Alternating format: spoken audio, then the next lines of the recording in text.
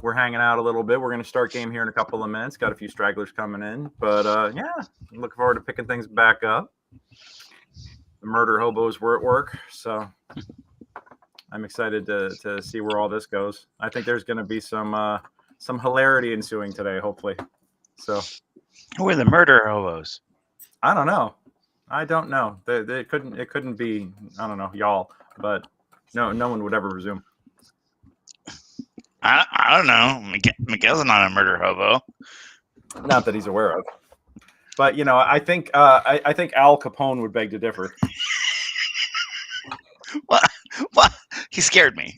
Bro, I can't let that one was so perfect. That was so perfect. I literally cannot let you live that one down ever because it was so like preciously in character, and I laughed so hard my sides still hurt. You know, just from how awesome that was. So he came out as a scary devil. Yep. Oh Lord! Well, tomorrow morning I'll be back on the picket line. That'll be fun. Yay! So, yeah, that's new and exciting for me. Oh, and we won't programming note. We will have a session next week as long as everybody's available. But the week following, we will be dark because I will be in Scotland. But I'll be back the week following. So good. Yeah. So the second week of August, the second Monday in August, we will not have a session. Okay. Because I mean, I'm not running this from 8 hours ahead of y'all. I'm not starting the game at 4 a.m. in a hotel room that I'm sharing with my wife. I think she would stab me if I woke her up in the middle of the night to run a game. I mean, I think so, and I think you'd deserve it. I think I would too. So I think that's a safe bet as to why we shouldn't do that. Yeah. Well, can I just say, when Paul and I were in Ireland, he was dutifully watching the stream in Ireland. That's true. He was dutifully doing that, and I saw him online, and I appreciated that fact. So choices. I know. Well, that's a little different than running the game, but yes. Choices. Yeah. Man, I could feel that searing condescension coming all the way up the street.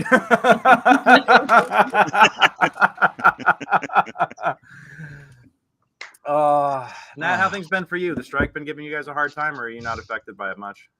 Unfortunately, it has not been giving us any grief because with long-term animated TV, there is a quote exemption / loophole that those actors do not go on strike.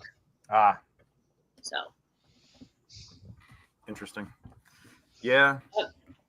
Well, I mean, I'm glad to hear you're still working at least, and you know, not your income isn't being threatened or anything like that. But you know, absolutely. I think it's the balance that we have to strike here. You know, the good of the many. So, absolutely. Yeah. Anton, what's new with you, brother?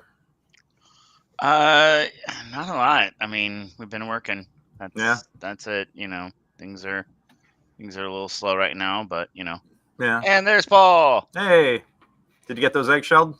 I'm back. I got this egg shelled. I made some egg salad. I've got some celery. I've got a glass with ice. I've got a whiskey. There you go. A new whiskey. Did you put any salt and pepper and/or spices into your egg salad, or is it just straight eggs and mayo? I mean, most spices are okay. You just got to be really careful. What do you think, Miss? I'm hoping that I've taught you well so that you've put stuff in it. Yes, I am not a heathen. There is salt, there's lemon pepper, there is some paprika, nice. There's a little bit of cayenne. Mm-hmm. I would have added more spices were there more available here and if I had more time. There's no garlic. Oh, and garlic powder because there was no garlic salt. So I had garlic and salt. Do you want to see your son?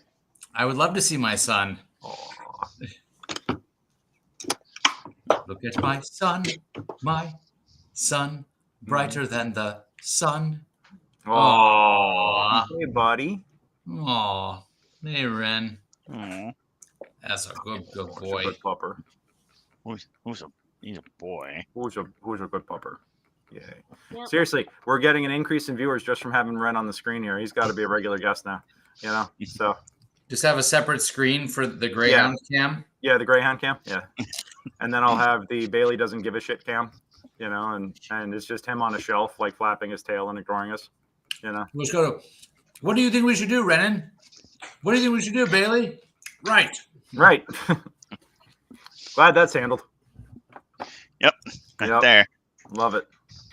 Well, we're just we're trying to give Matt here a couple more minutes. He said he's running a little behind, but he's on his way. So I hope all's well. Because it is, I think we just finished his turn in the initiative. Or who went? I think it was, yes, he was the last to go, if I recall correctly. Here, you know what? Let me go to the videotape. Roll that beautiful bean footage. Going to my own YouTube channel right now to check and see where we left things off in the initiative order last week. Right now, it's telling me that it's Matt's turn, but I want to be 100% certain. I thought we were going to roll new initiatives. That's what I thought too.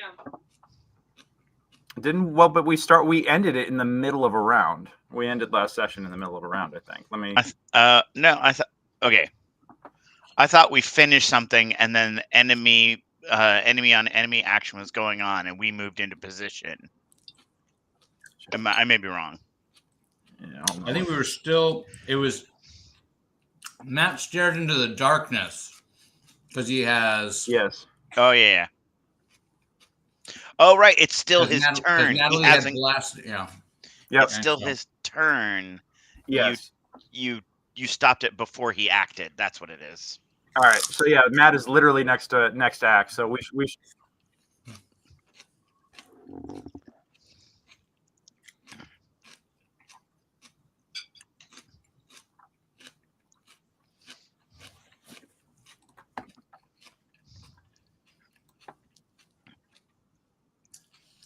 Oh, that's right. Talk about our fun short. If you need us to kill time, enemy on What's enemy. that? Oh, you got a fun short? We do. Tell them all about it, Anton. It's called Operation Pena. Okay. And it is a comedy about the old guard and the new guard in the FBI. Okay. And the incompetence of the old guard. I'm very excited about this, and I am intrigued, and I can easily shave to accommodate playing a suit. You know, I'm just saying. How is your Slavic accents? Slavic accents? Yeah. I could if you hum a few bars, I might be able to pick it up. You know? Right. Yeah. Okay. Yeah. Bro. Bro. Oh no! Is the what the hell? From Hawkeye, the vampire movers. You know, like, what was the tracksuit mafia. Yeah, exactly. Basically. Yeah, tracksuit mafia. Bro, dude, bro. Yeah. Hey. Yeah. Hey. Yeah. If I really need research, you know, I know I can probably just head down to. I mean, Nope. Just keep going. Yep. Keep. Mm-hmm. Yep. Keep on driving. Yep. Keep on driving. Yep. There's a. I can head on down to the library and I can check out a tape on accents. There we go. If you're in New York, go to Brighton Beach. Yeah, right. Over there. For real though. Place. God, Brighton Beach. I think I went there. I think my family took me there once as a kid. East Portland. There's a lot of Ukrainian businesses in West Portland. Oh, East Portland, sorry. Let's see. No, I think I could probably just watch that last season of Hawkeye and fake it for you. What? She wants me to take her to Imagine Dragons. God, that was so good. Yeah. Oh my God! But you were right. You were right. You know, you can hit me in a minute, but I just wanted to let you know you saved my relationship. Well, that's great. Oh my God! So Yelena and her were so funny. They were so good. They were so good. Holy God! That Hawkeye series is my favorite Christmas movie now. I mean, it's my second favorite next to Die Hard. No, it surpassed Die Hard. It's funnier than Die Hard. Oh, them's fighting words. Yep. Oh shit! Hold on a second. My wife. Oh my God! The Captain America musical that like in that first episode. I can do this all day. Yeah. Jen got us reservations for Disneyland like immediately back when we're back from Scotland because Rogers the Musical leaves Disneyland on August 31st. Oh my God, is that real? It's real. Yeah, they're doing it for real at California Adventure. And the review, like, it got reviewed, and the reviews are saying that no theme park show has any business being this good. That's literally what they said about it. So I'm like, all right. But here's the other thing: every show that they have tested there has gone to Broadway. Wow. Yeah. So there might, for real, be a Rogers the Musical, unironically here. Well, I mean, you see all the amazing, song and dance numbers that they do regularly. Amazing singers and performers. Some of whom Seth and I know. And I'm sure that you and Jen know of like. We know a few. Some performers with some serious chops. Hey, absolutely. You need to check the chat. A very important question has been asked. Oh boy. Oh.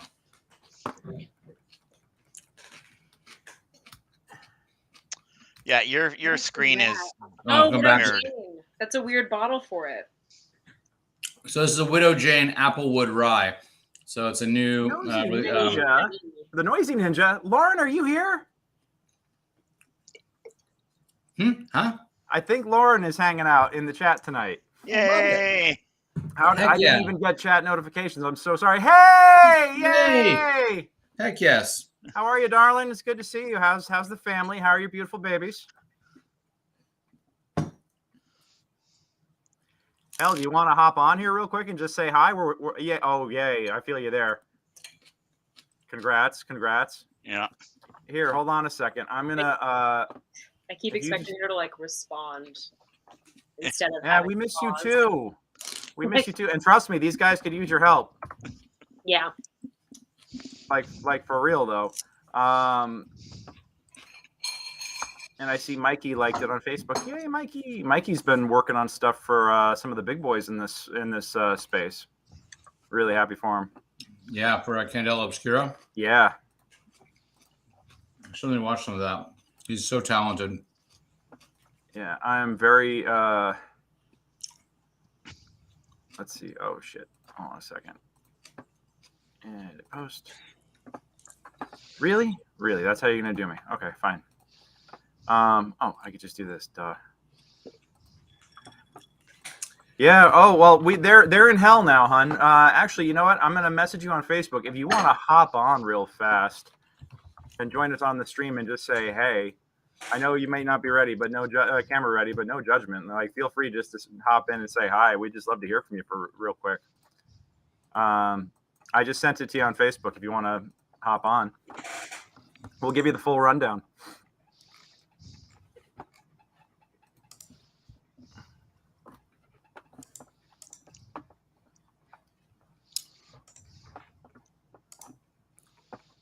Let's hope she pops in.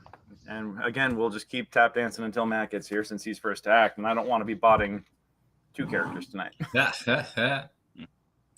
anyone reached out to Matt? I saw on Facebook that he's running behind, but he's on his way. He actually responded to the link post.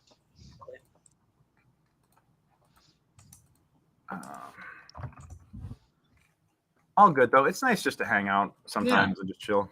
Absolutely. I mean, we don't see each other nearly often enough. Hey, Adal. Hi. Hi. How are you? Good. I'm sorry. I have you on my phone. That's okay. My computer is not ready. All good. Good to see you. How you been? Good. Good. We got still sunny there. Oh, what's that? Still nice and bright and sunny. Yeah, it's only quarter after 7. Yeah. Well, it's 8:15 here, but we're also quite a bit farther north. Oh yeah, that's true. So. Yeah, I'm in Virginia right now, so it is not that. It is dark as shit in Virginia. Where are you? Are you in the old in Northern Virginia? Yeah, I'm visiting my family, helping them take care of a couple things. Oh, fun! Yep. The old stomping grounds. Yo. Yep. But is Game Parlor still in Chantilly? What's that? Is Game Parlor still in Chantilly? I wonder. I don't know. I mean, I'm over here in like Fairfax City.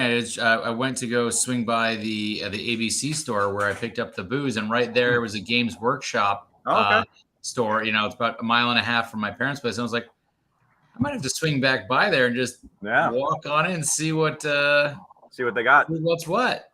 Yeah. Right. Not that I need to start buying models and because we have so much extra room in our place. Natalie would love that if I start developing a collection of minis. She'd prefer you get a hard drug habit, honestly. Yeah. I mean, you know, Jen has me keep my cases of minis in storage at the theater. You know, like that was like one of the reasons why she was so glad that we had a whole other building, was that I have a room to store all my gaming shit in. You know, besides my 5e stuff. So. Well, and I'm wondering, Greg. I mean, talking about 5e, and I'm just wondering, like 1D&D, because I was just listening to a bit about it on. Have you looked at have they put out the mechanics for the major, like being like generals of armies aspect? They were talking about that in 1D&D as one of the expansions with the War of the Lance book. I think coming out of like the whole aspect of that gotcha. New thing with 1D&D of where you've got the traditional stories, but then also having mechanics for, you know, kind of taking a page out of the Warhammer massive battles portions. A little bit of Matt Colville style game, and going back to like Heroes of Battle from 3.5. You know, probably bringing some of that stuff back. Yeah, I know, but it seems like a cool thing of like, what do you do? What's the lead up? How do you shape a battle with which your choices are, and then how does that work out? And how do you? If you want to play in a campaign like that, the 3.5 had, I think I've got the book here because it is one of my favorites. Hold on. Yes. 3.5 had the Red Hand of Doom mini campaign, and this was 6th level to 12th level, but it was literally you are launching a counteroffensive against a marching army of orcs that are marching on the capital city of your kingdom, and your actions, you have a certain number of weeks before they reach the city, and your actions determine what forces and allies that they have and at their disposal, and what you have at your disposal for the final battle. And it's dope as shit. I started playing it. Nate was actually going to run it for us, and for me and Matt, and I think we played like one session, and then I don't know why we didn't keep playing, but yeah, that sounds amazing. Yeah, but it's, I mean, I would happily, I could run this in 3.5, or I could probably update it to 5 and run it. I would love to run it for somebody, you know, so, because that's like straight up tack action. Did anyone ever play Rime? No, I have not. Rime of the Frost Maiden, you're saying? Yeah. So Rime was an incredible campaign, and it had some timing things that went in it really well. But were there massive battles? No, it's D&D. I mean, they had.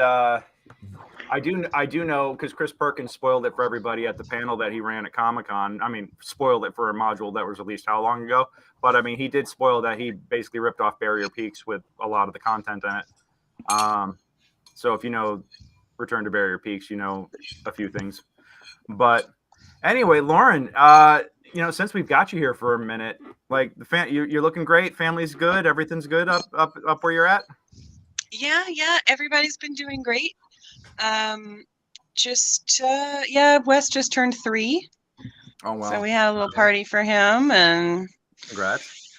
Finally getting the little one to sleep through the night, which is great.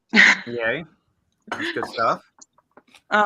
Jake was home for the birthday too, which was nice. So that was cool. But I figured if I'd like to come back and play, but I don't know what you guys are doing or what level you are, or whatever. So I thought, well, let me just take a look at the stream. Well, you know, you are welcome to come back whenever. We'll figure out a way to put you in. Seth actually just had to basically drop out because of having his baby. Robin. So, you know, he's going to be out for a while. I'm currently running his character for him until I can, you know, find a convenient way to Well, I'm kind of enjoying running him. I'm not going to commit to killing him. Yeah, keep the family together. Yeah, it's for the family. Besides, his cock is as big as he is. How often do I get to play a character like that? That's his proclamation, not mine. Every day, Greg. Every day. Every day. Yeah. But basically in the campaign right now, these guys, we've gone out of Barrow Maze, and now I've got a modified campaign path based on something that I branched out from there.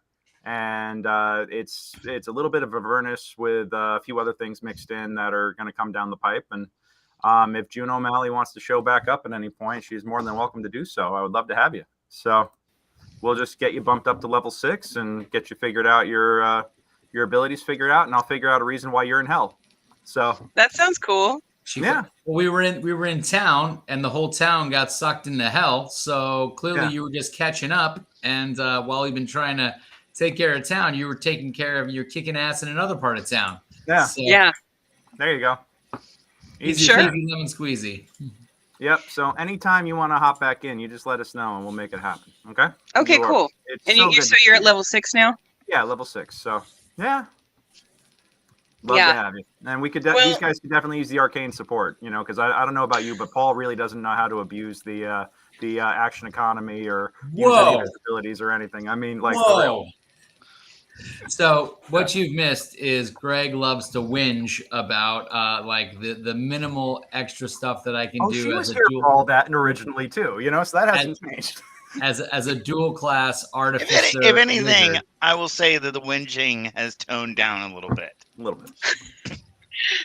I feel like Artificer is one of those classes that DMs hate and love to hate. Yeah. Because it's so easy to go OP.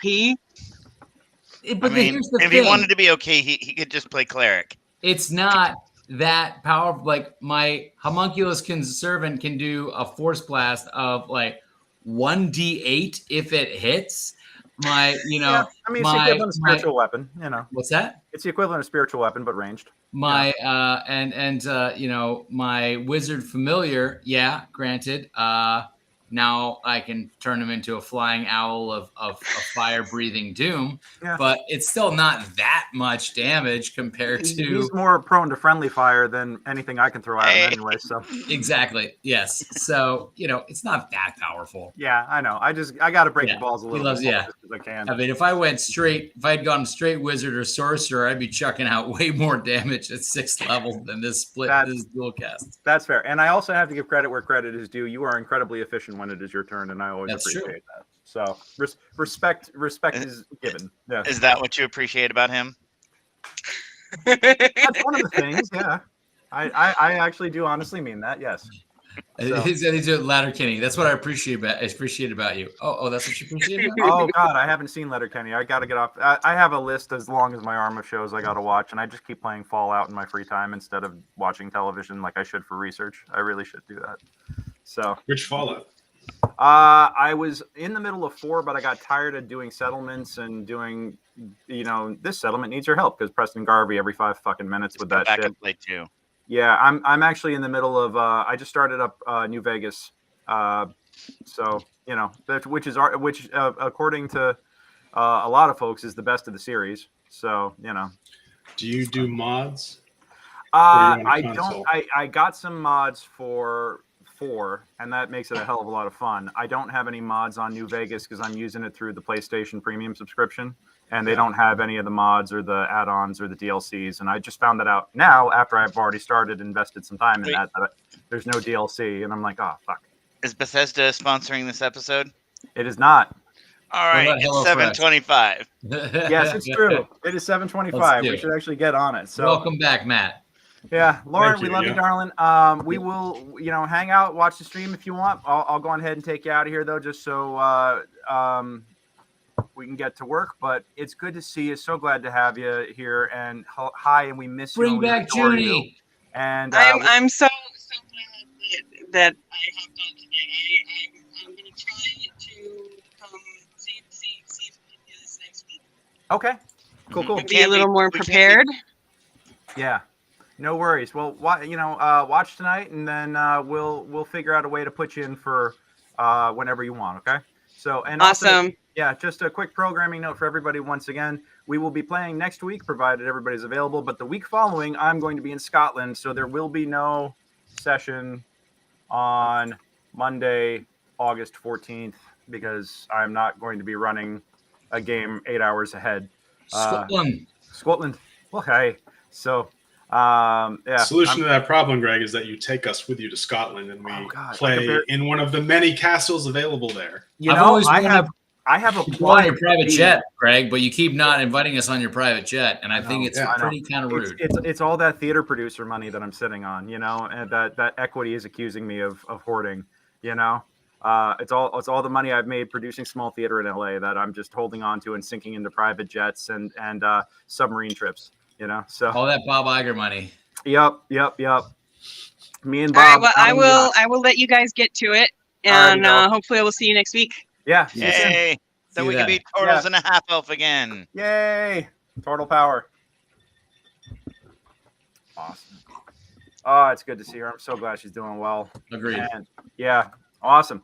All right, let's go ahead and pick it back up. Matt, thank you for joining us. Glad you can make it. I know things are a little crazy right now, so thank you for making the effort. And yeah, we left it off with your turn. And let's actually, real fast, official introduction. Good evening, ladies and gentlemen, ladies and gentlemen. My name is DM Greg, and at 7:27 tonight, we are starting officially this week's episode of Tales of the Tortletonis, a D&D 5e live play campaign where a party of Tortle adventurers and their human compatriots are marching through the bowels of hell.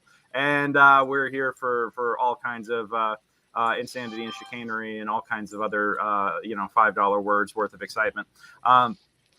But just so you know, folks, I am a professional dungeon master. That means you can hire me to run a game like this for you and your friends. I play online. I play in person. It doesn't even have to be D&D. Speaking of Fallout, there's a Fallout tabletop role-playing game that I'm teaching myself how to play right now. It looks pretty dope. I would love to run a session of that.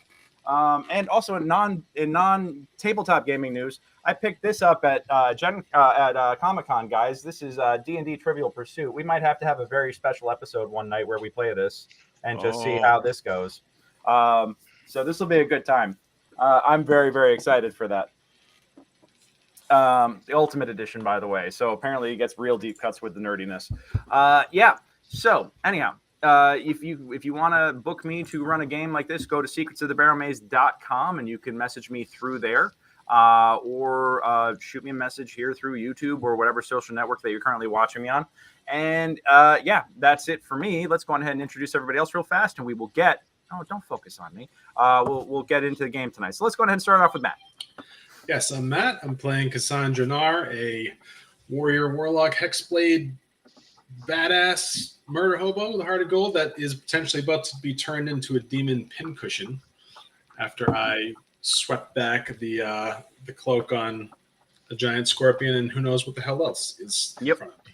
And I think there was a save. Did I fail a save at the end of the last episode, or am I about to make a save? Let's look. I can actually check the dice log.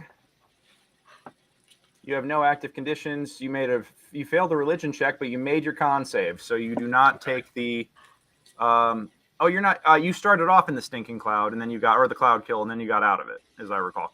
Yeah. So yeah, you made your save. The son is a hardy guy. Yep. But yeah, you see, you locked eyes with a gentleman with glowing red eyes, dreadlocks, and what looks to be some sort of religious robes, but you don't recognize any of the symbols. With a religious that's right. And he kind of locks eyes with you, cocks his head, and looks like he's about to say something. And because I couldn't come up with anything clever in the moment, we just cut to black. So that was the end of last episode. But it is your turn, and we will pick that up just in a moment. So let's bring it on to Miggy. There we go. Hi, I'm Anton Ray, and I am playing Miguelle Tortletoni. I am the youngest of the brothers by a solid 4 minutes, and I came out. My shell was cracked, but they kept me.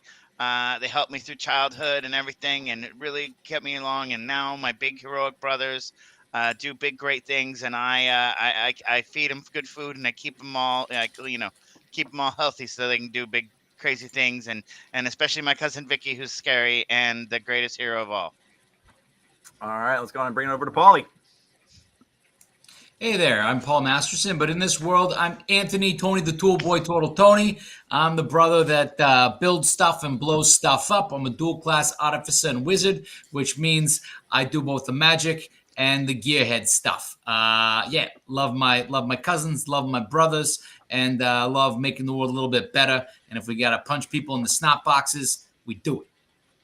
Love it, love it. And let's go on ahead and last in introductions, but first in our hearts tonight, let's bring on over to Nat. Howdy, howdy. I'm Nathalie Eckert playing Victoria Vicki Wick Tortletoni. I am a rune fighter, a rune knight fighter, I should say. Usually this couch is filled with other people, but alas, I am alone. My dog won't even get on the couch with me. But anyway, I like shiny things. I like to party. And my big magical crossbow goes boom real hard. Yeah, it does. Yeah, it does. Yeah, when Vicki Wick goes off, the whole world feels it. All right, well, let's go on and pick up where we left off. Last week, we left off in the middle of combat. The Tortletonis have headed, or they are in the city of El Terrell, which has recently descended into Avernus, the first level of hell. And the city is currently chained, hanging in the sky precariously, chained above the surface, and is slowly being drawn into the river Styx. Those who have any knowledge of the area know that once the city is submerged, all life remaining in the city will cease to exist. Those with impure souls will be risen as devils. Those who are less deceitful will rise as mindless undead, all to supplement the army of devils in their constant and unending war against the demon invaders.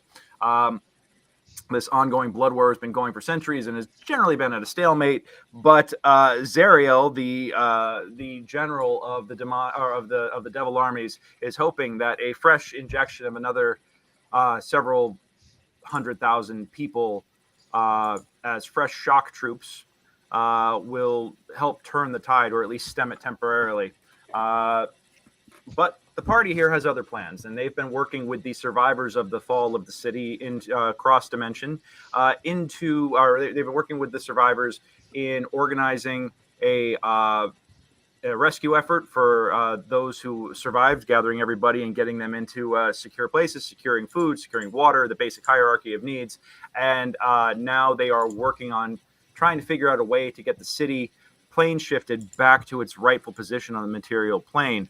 As to that end, they have been sent on a mission to the city's grand cemetery, where where not surprisingly, once in hell, most of the bodies of the dead have risen and are currently wandering around as animated corpses. But they have been sent there on a specific mission to recover a religious artifact, a helm of Torm's sight. The idea is that the wearer would be able to commune with Torm and hopefully petition one of the major deities of the Forgotten Realms for assistance in rescuing the city and freeing it from its bonds and shifting it back home and saving everybody who is currently who are currently stranded in hell. And to that end, they have entered what looks to be the grand chapel of the cemetery, of the city's main cemetery. And in doing so, they have encountered not just undead, not just devils who have been clearly stationed here to guard the city, or guard this area, but a pack of demons that have made their way in, apparently from below, as they had come bursting out of the crypts into the church above. And this once hallowed ground has been profaned multiple times, and the party now finds itself in a battle of three parties, as demons versus devils versus our heroes. And let's go ahead and pick it up where we left off. So, as I mentioned before, Casan, we left on your turn. You were top of the order in this fresh round of combat. You had started in a stinking cloud that was dealing toxic damage. You made your fortitude, or you made your, I almost called it fortitude. Jesus, what edition are we playing here? You made your Constitution save and managed to maneuver your way out of the cloud.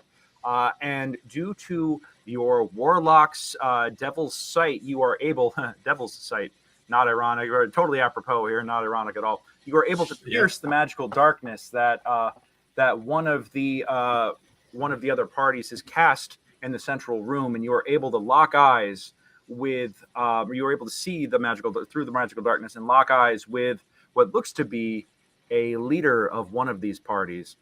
He stares at you, kind of gives you a cockeyed look, and then turns and immediately puts his focus on the giant scorpion, the fiendish giant scorpion that has come bursting out of the cellar with what sounds to be another party of monsters, demons and other monsters behind him. Yeah, what is it you want to do? I'd like to get a feel on this edgelord type individual. Okay. Is he kind of, I mean, I don't know about necessarily on our side, but is this a guy that does like they, or is he skipping? It looks like we're going after the demons in this situation. He looks for the most part. well. Here, I will hold on a moment. Let me.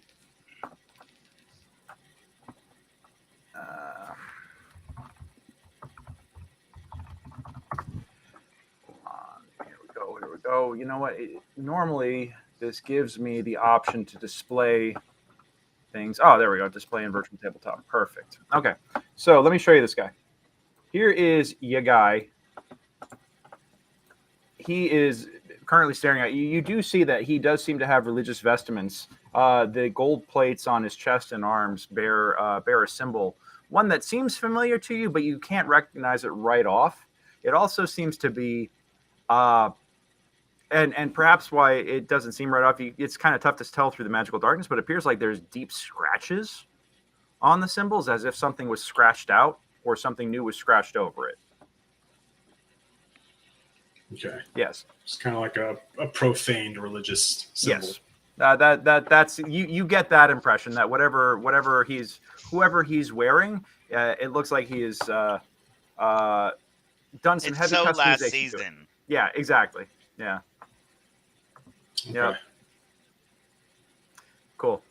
But as I mentioned, he seemed to take a measure of you, and then has turned his attention right now to the party of demons coming up. Give me a perception or an insight, whichever you feel is more appropriate.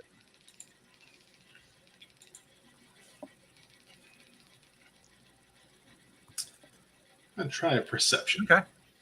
17. Okay, so with a perception, you notice that while he has turned his attention to the giant scorpion and the strange cross of a pig dog-like creature that has burst out in front of it, that is engaged with one of the leg day engaging in devils currently in the darkness. You could tell that he's kind of got one eye on you. He hasn't turned his attention away from you completely. Mm-hmm. He's just, I think he's just, yeah. He's splitting his focus for the moment, and he thinks it looks like the scorpion might be the bigger threat, is what he thinks. Okay. Yeah. In that case, I'll give him one of these. Okay. And I'll shoot an Eldritch Blast at the scorpion. Okay.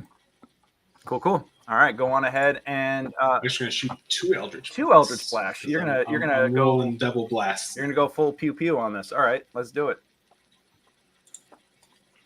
It's 14 hit. 14. Where did I put my damn combat stats here? I'm talking all this stuff, talking all this mess right now, and I couldn't. Yeah, you know what? The 14 misses just barely.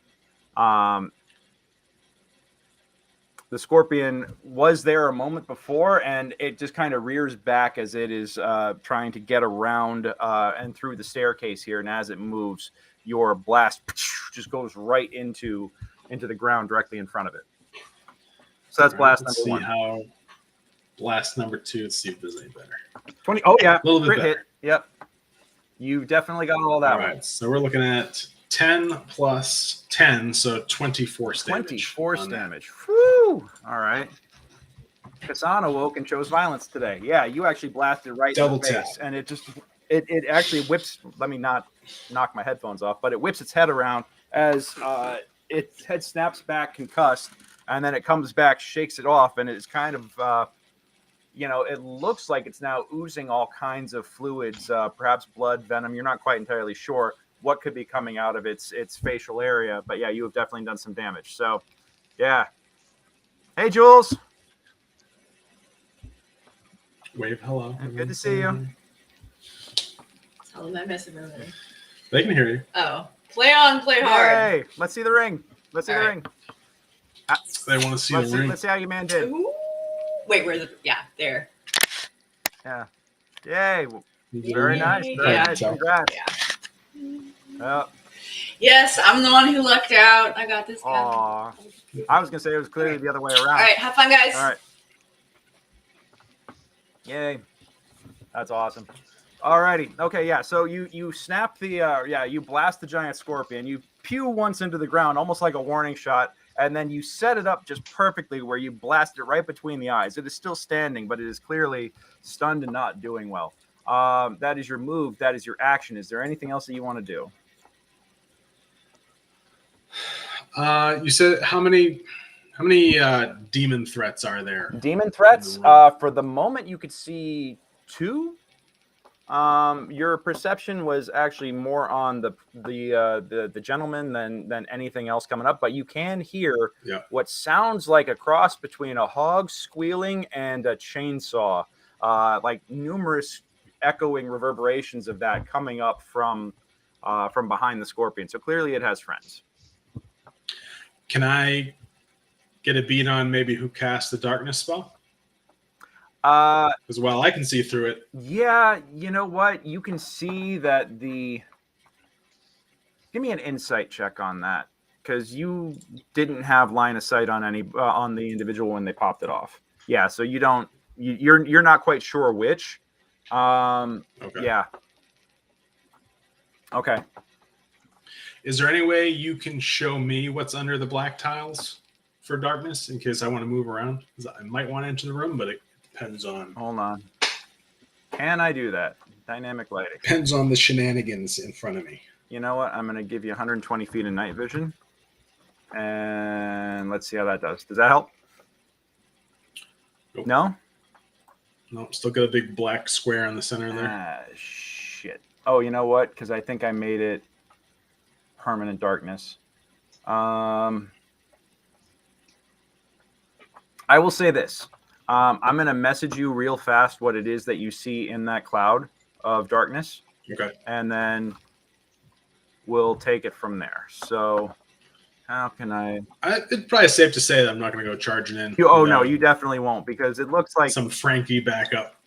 Well, yeah, and Frankie might wind up getting himself into some stupidity here for all we know. In that case, I'll just back up against the wall here, and that'll be my turn.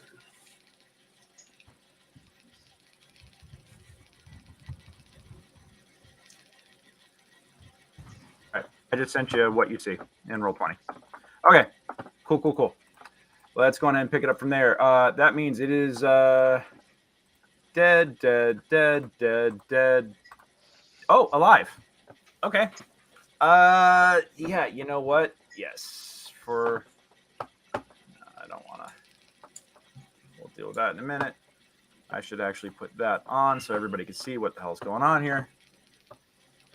And then where is that one? Is it the shadow? Not the shadow, the specter? Yeah, it's the one that you feared. Yeah, no, I blasted that when it came back and attacked. Ah, shit, that's right, you did. For comic effect, I wanted it to come back screaming, and it's not. Blam. Damn it. Yeah, okay, so that one, yep, marking is dead on the sheet. Because, yeah, it's not alive on the... I must have kept it alive in the initiative order by accident. But this last one here is gonna... 2, 3, 4, 5. This one is going to come in. Hey, boo. Is going to come in, and that is not it. That is it. Come on. Where's my Roll20?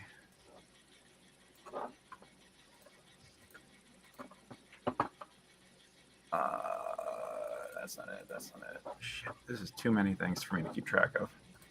Here we go. That's an exact hit. And we're going to take... Yeah, the Spectre comes up to the pig dog-like creature and touches it and immediately seems to just drain the life right out of it. Start draining the life right out of it. And you can hear it kind of squeal, scream in agony as you actually see almost like one of the Dementors sucking the soul out of something. You witness that. Or actually, it's for those of you who have actually known, except for Casan. Casan's the only one who can see through all this because nobody else can actually pierce through the magical darkness. Casan, you actually watch as this specter comes up and literally just starts sucking the soul out of this demon, and it is a little disturbing. Okay, we come up to Frankie's turn. Frankie's starting off in the cloud kill. And I forgot to bring his sheet up because I'm a genius. Let me grab Barrow Mace. I have to start with a con save, which it's Frankie's stats. That's a 20. Okay. Hold on a second. I don't want to say it doesn't take. It's cloud kill. Half as much damage on a successful one. So he winds up, even though he can't breathe, it is corrosive poison. So that's going to be 5d8 damage halved. And it's magical, so it gets around the damage resistance. So he's going to take 14. And 22, 18 hit points left. And he's going to be like, ow, oh, hey. And he's going to rage, or he's still raging. He's almost out of rage at this point, believe it or not. He's actually hurting pretty bad at the moment. But he's going to come out and swing the Moon Touch Longsword for a 19. He is going to swing for 13 points of damage, bringing the sword down on the scorpion and killing it. He's just like, and then he comes up to the pig thing, and he's like, and for his second attack. And that's a 10. That is not going to hit. Cool. So he manages to stumble out of there safely. All right, that is it for Frankie. And Frankie is mad as hell and not going to take it anymore. All right, that means that we are now at Giant Scorpion is dead. Never got a turn off. Damn, that's how fast that got cut down. Vicki, you're up. You are currently in the cloud kill. Your vision is obscured. You're effectively blinded right now. I will give you a survival check. Or actually, first off, give me a con save because we got to determine how much damage you're taking the thing. All right.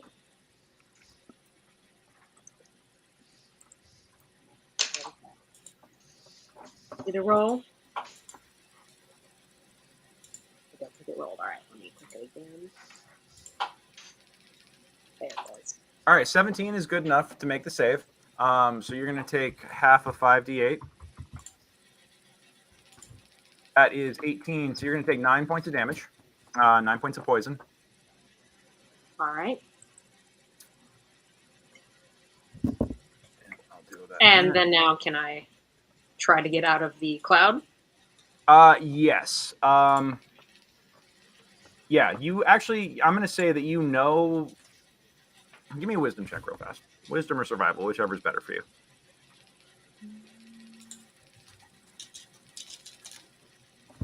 Let's do survival. Okay. 15. All right. Yeah, you are effectively blinded here as this poison cloud is currently, like, you feel it eating away at your skin. And you feel, it's burning your eyes, and you kind of shut your eyes as you are in this gaseous cloud for the moment. you immediately know that there's different ways you can move around here. You can go probably directly north from your current position and wind up okay. I think there's about a good 50% chance you could find the same door that Frankie went through, or you could go straight south or straight east to find ways out of this. I would like to go straight east. Straight east. Okay, so that's going to take you back outside. Go on ahead and do that, and I'm going to say that you don't have to make any sort of roll or anything to get out of there and make it work.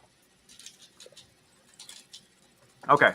Yeah, so you stumble your way out of there. You manage to kind of shake it off. You're like, oh, you can feel your skin burning, and the smell is just awful. It's like mustard gas on steroids.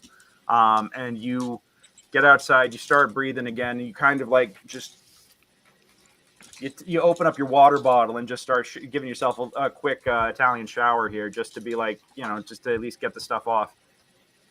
And you're good for the moment. What do you want to do now? I'd like to run towards. I can see Owly, so I'm going to run towards Owly and end up with my cousin. All right, again. Sounds good. Cool. All right. In that case, yeah, and that is a double move at that point. Is there any bonus action that you want to take? No. Okay. Cool. Sounds good. In that case, it is now one of the devil's turns. I'm going to say it's this one, and he sees this guy, and he is immediately going to 2 attacks, 1 with claw, 1 with trident.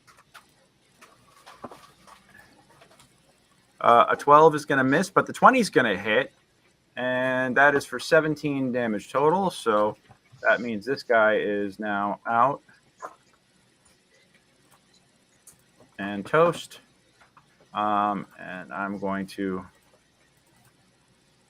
All right, cool. That guy, he's not going to take any. You know what? I'm going to have him 5, 10. He's going to move back just a little bit.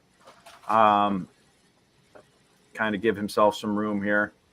And then next dude. Let me see. Languages. Okay. Darkness. Okay. This guy is gonna come here, and looks like he's holding an action. So that's gonna be that for them. And Miggy, it is your turn. What do you want to do? Well, you know what? I forgot. Hold on a second. We're gonna have 5, 10. The cloud for cloud kill starts moving backwards, and seems to take up and encompass. Frankie finds himself encompassed in it again. And even though if you have dark vision, it is still obscured vision for if you want to try and see Frankie, even if you can see through the dark vision, because the cloud kill is like pea soup fog. So nobody's got pea soup fog vision. Yep. All right. Yeah, Miggy. Sorry about that. I didn't mean to interrupt. What do you want to do? I can't really see where everyone's at. Yeah. Very well. So I'm gonna say over to Casan. How many are there? What do I see, like 6 or 7 targets in there? I mean, you see the priest guy, you see the 2 devils, you see the specter at this point, and you see Frankie. You also notice that the specter is not touching Frankie right now. Okay. Well, and actually, you can't see Frankie because what you do watch is that cloud move, and Frankie is suddenly enveloped in it. But again, Miggy, there's devils and demons in there. I think the devils are not. They're not coming at us. So let's take out the demons. Okay. Got it. I am going to cast this. Sorry. It's sorry. It's trying to cast it that way. It's not the right way to do it. Here, I'm just gonna do this.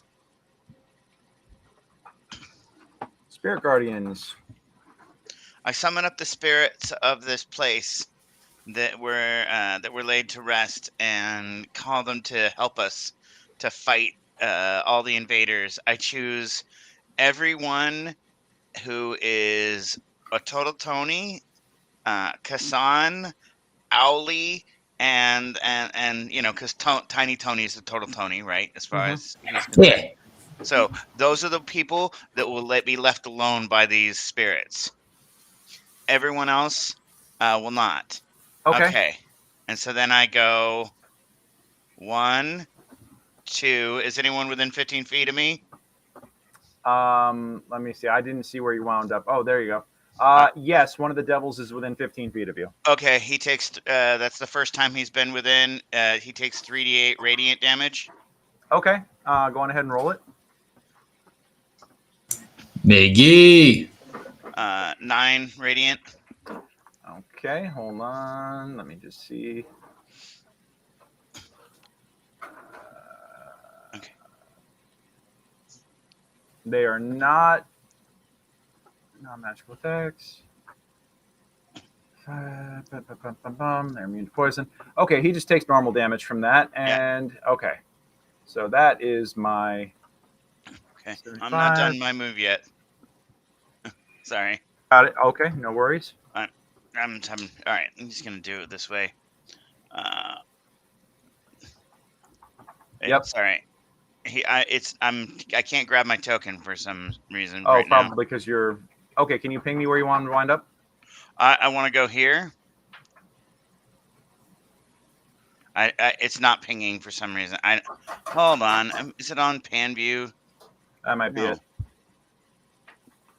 Okay, I go here. Okay. 3. Yeah, one of the specters is now within range. 3. Yep.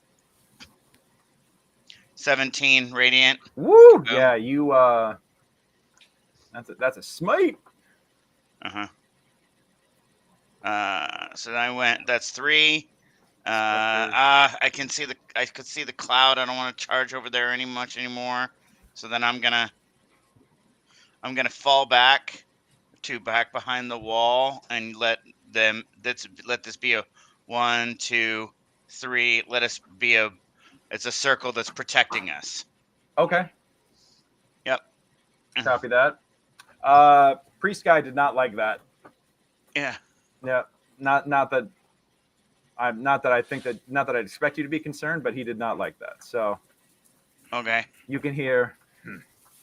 And so they're still going through the wall and everything. So they're flitting 15 feet around me in all directions.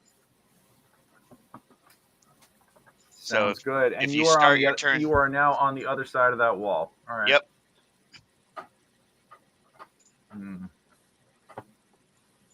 Okay.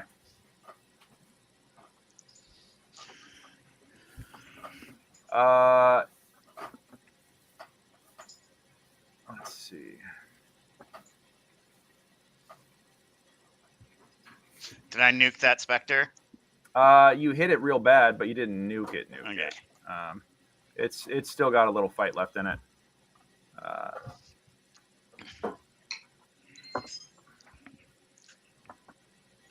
And so now they take the damage as soon as they enter, or if they start their turn in it. Got it. Okay. Cool. Yeah. So he's gonna do that, and.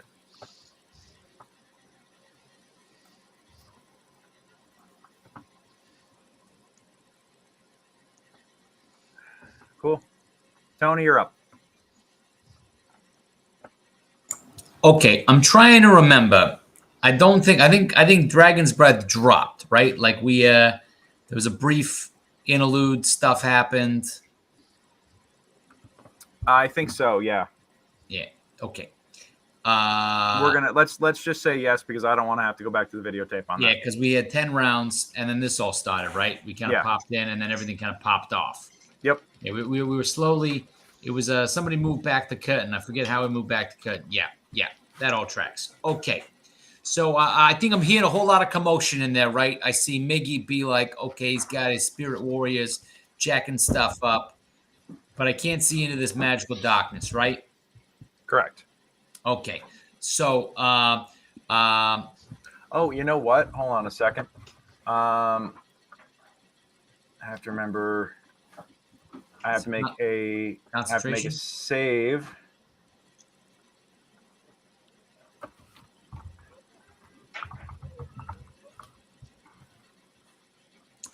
DC is equal to 10.5 damage. Take whichever is greater.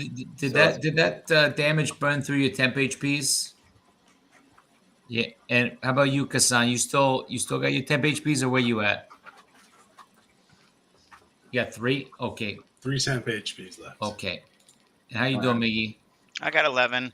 Okay, so you're full. Gotcha. Okay.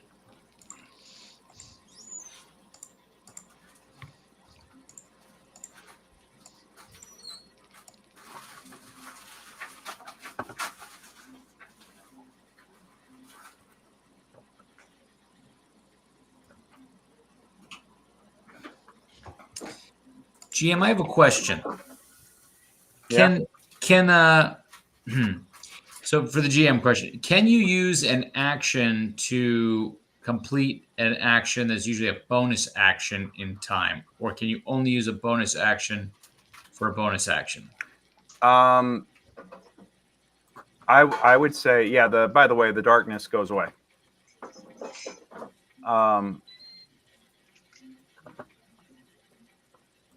I would argue that you can do 2 bonus actions instead of an action and a bonus action. I would say you could do that. Excellent. That is what I would like to do. Okay.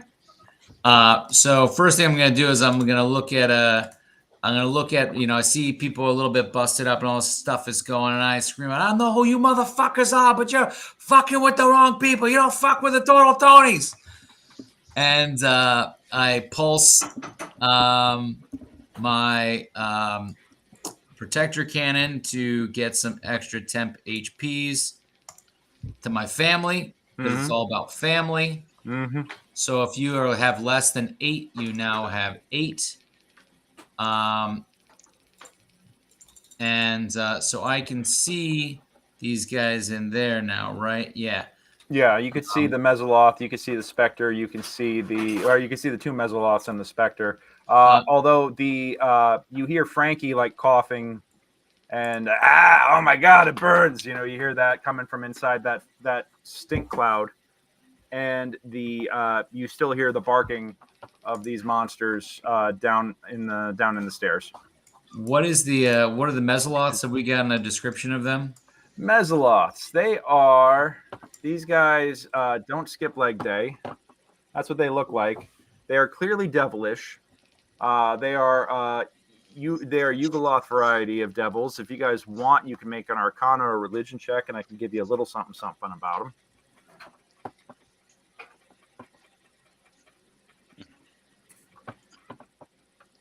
Yeah, okay, with a 19, these guys are kind of like,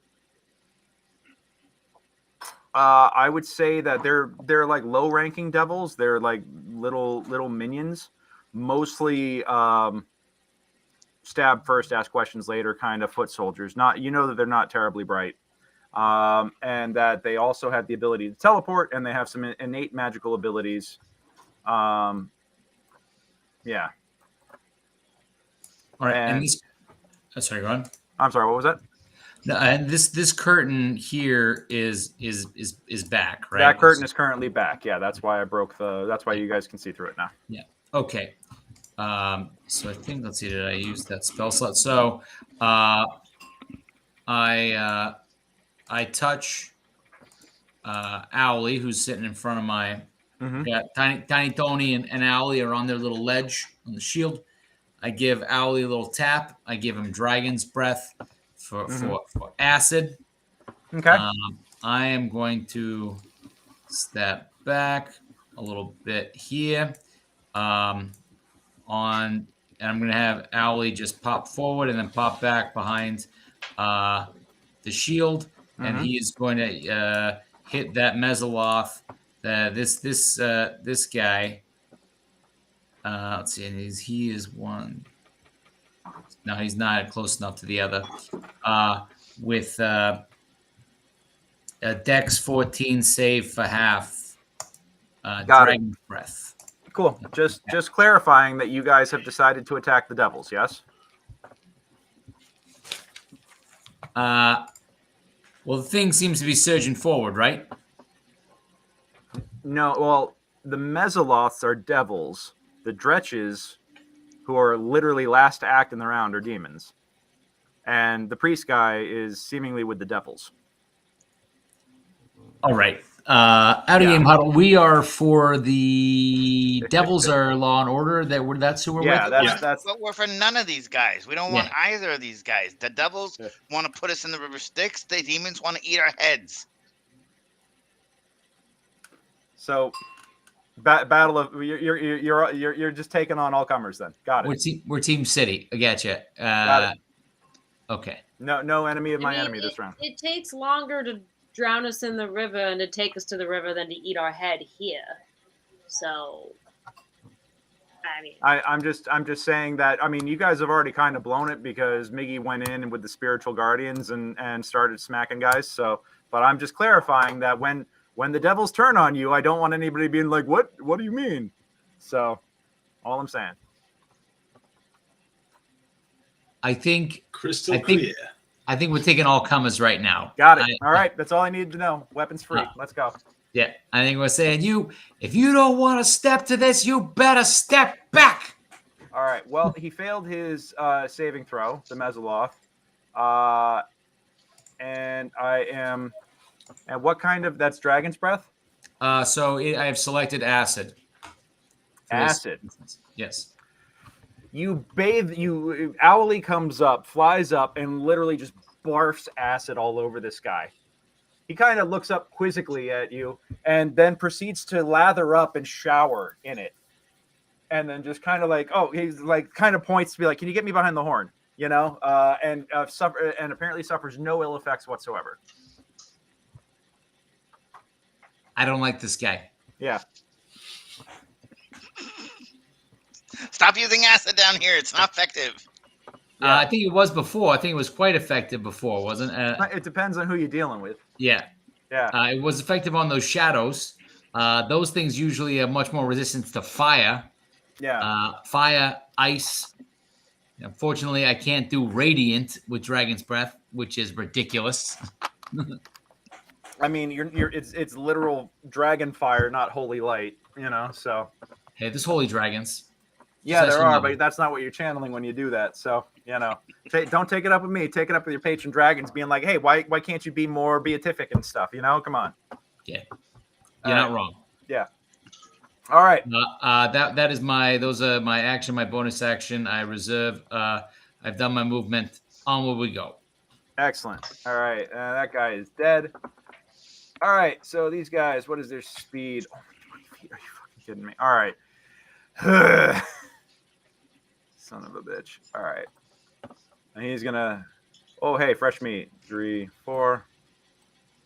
1, 2. 4. 1, 2, 3. And what's Frankie's wild magic rage? Is he... they're all now... Oh, that's right. They're in difficult territory. Because that doesn't... That's not a concentration thing. That's just a thing. Yeah. Well, he's raging. Yeah, while he's raging. So he's still raging for the moment. Thank you for the reminder, because I completely forgot about that. In that case, these guys are... it's going to go 1, 2, 3. This guy goes 5, 15. 5, 15, and out of movement. 5, 10. 20 and out of movement. 5, 10, 15, 20. All right.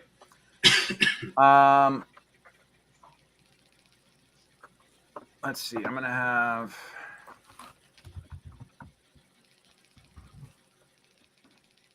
evens attacks Spectre, odd attacks Frankie. That's an odd roll. Okay. Let's get multi-attack bite claw. One there. Yeah, it's going to let off its own disgusting cloud. And it kind of poofs, and you just see, like, to go with the yellow gas, now there's green gas. And it smells like rotten eggs and the worst stink bombs anybody ever detonated in your high school bathroom. And then we have a bite and a claw on Frankie. And actually, those have advantage because he's been attacking recklessly, because that's all Frankie do. And that is a... Frankie's AC, though, is 19, thankfully. Mm-hmm. That's a miss, that's a miss, that's a miss, that's a miss. He is furiously just, like, swinging and defending. And, you know, if he wasn't screaming in pain, it almost seems like he'd be having the time of his life right now. Now, the other guy comes in. We'll just do that and that. That's a miss and that's a miss. And then nobody else is in range. So, yeah, he's actually managed to single-handedly choke off the demons coming through. And he is like, oh, yeah, all right, come here, you little sons of bitches. Next time, who wants to step up, huh? Who wants to step up? All right, and Casan, it is your action. All right, I'm going to take a peek around the corner here to see what the hell is going on. Okay. All right, I see Frankie's having a good time. See the two devils. Well, you can't even see into the cloud. You could just hear Frankie coughing and hacking. And also being like, come here, motherfucker, I'll cut you fucking...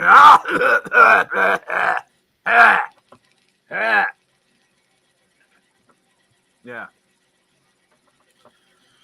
So the purple circle is the green cloud. That is the yellow cloud, the mustard yellow cloud. That is the cloud kill spell. All right, you can't see through that at all. Correct. That is, anybody in there is under the effect of blindness, and you cannot see through it even with magical sight. Lovely. Yeah. But in the meantime, it smells like melting bacon, as you can hear the sizzling of these monsters also in the cloud with him. So, yeah. All right, and how are these guys looking here, red and blue? Blue is looking pretty rough. Red is fresher and angry and looking at you guys like, what the fuck? You know, and it looks like they're making a decision as to what to do about y'all. Right. Okay. Yeah.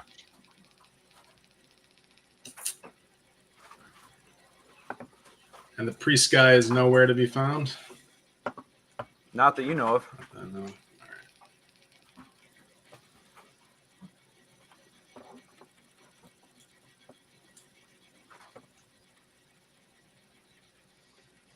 Yeah, and that's you also see that specter. That specter seems to be very focused on whatever's coming out of the doorway down there at the moment. All right. Is this guy here at all out of that cloud visible or no? Barely. You can see a little bit of it sticking out. All right. Yeah. Can I take a shot at that one?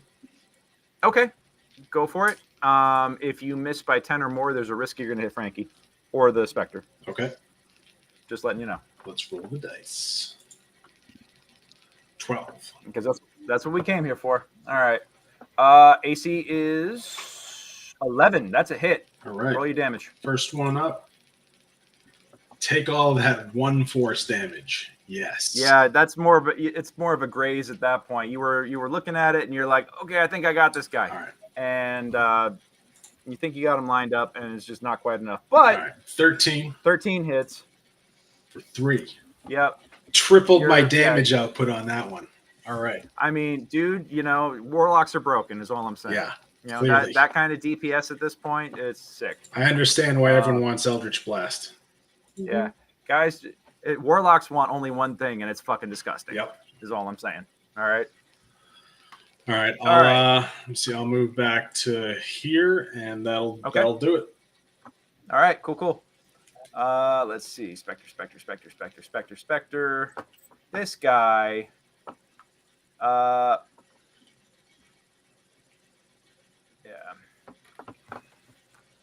We're gonna go. All right. He's gonna go after the Dretch. and gonna continue to life drain it.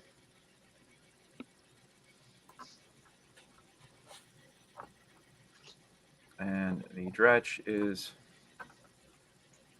not immune to necrotic, not even resistant to necrotic, but is not.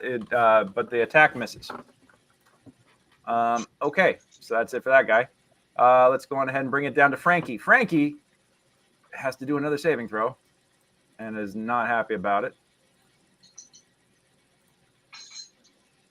Oh boy! Oh, that's not good. All right, what is the DC on this?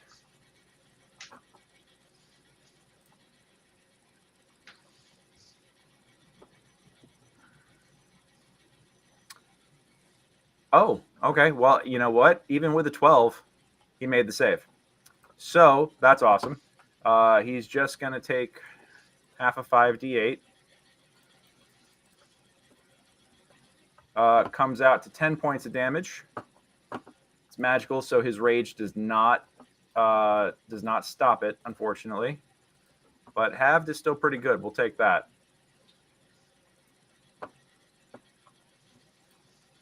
And so he is not looking good.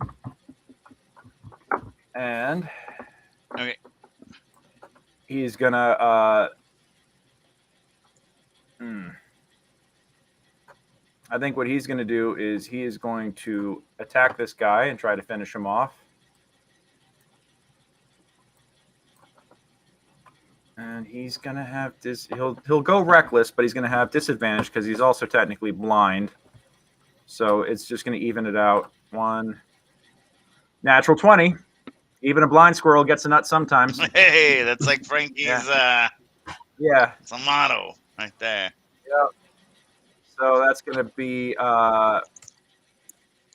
18 points of damage. He's gonna just gonna fillet that guy. And yeah, he's at 0 now. Deceased. And he's gonna 5, 10 out of the cloud, be like, I ain't afraid of no ghost.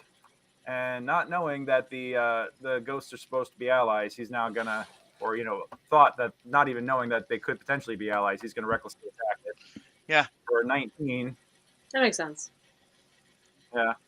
And he's gonna hit it for 9 points of damage with his magical moon touch longsword, which is enough to finish it off. So he comes out of it. He looks around. He's like, all right, which one of you motherfuckers is next? How's my Seth? Am I doing good? Yeah. Do I kind of have You're doing excellent. It's good. All right. I thought he was here. Yeah. Seth, we miss you, buddy. We hope your family's doing well. We love you. Vicki, you are up. All right. I hear Frankie yelling and smashing stuff, and I'm like, oh my god, there's a party. Uh-huh. So I'm gonna run in here, and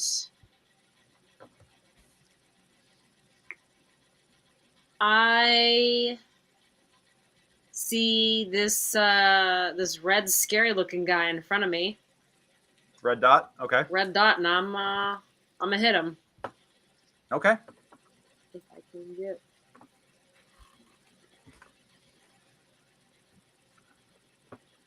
Does a 19 hit?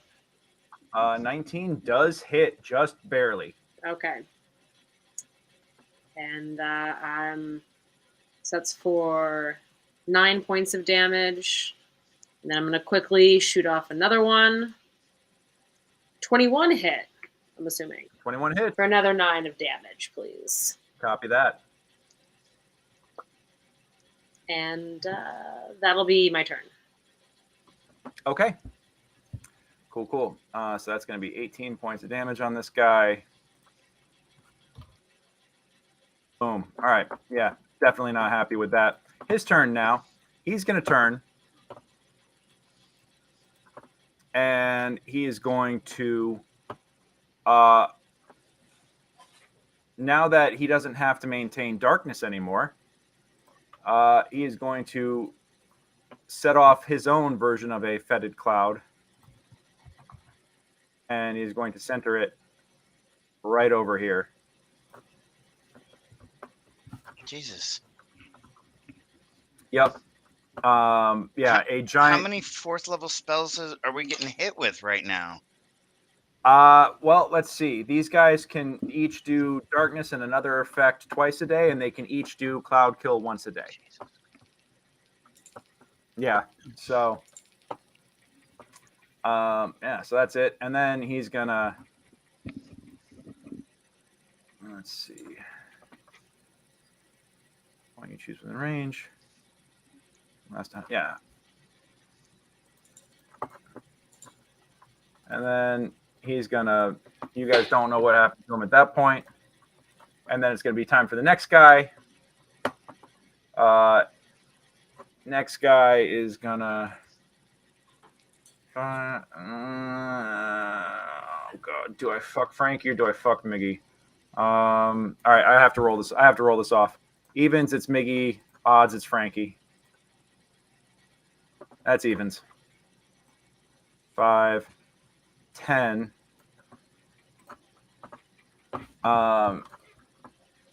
Let's see. Spectre's dead. So,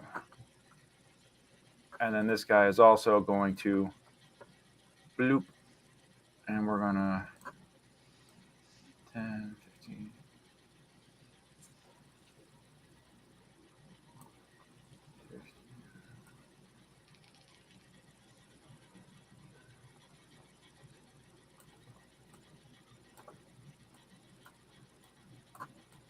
Cool. Okay. In that case, yeah, that's it for both of those guys.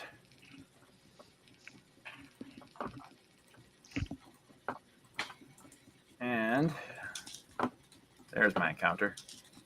They're going to do that. Miggy, you're up. I need you to make 2 Constitution saves, please. Nope. Got the second one.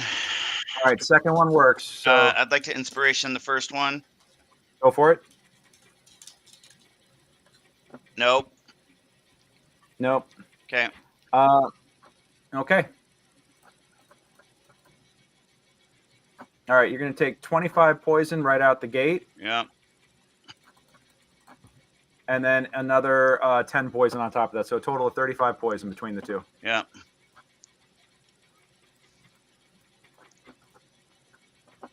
Okay, so that puts you down at like 2 hit points. 13. I had 11. Oh, that's right, because you got the temporaries. Yeah. Okay. You're in a position right now where I need you to make a wisdom save just to see if you can orient yourself in the swirling clouds of chaos. All right. So yeah, you know that you can actually make it out to a door, or if you headed straight north, you'd probably bowl over your brother, but you could probably make it out of the cloud. Okay.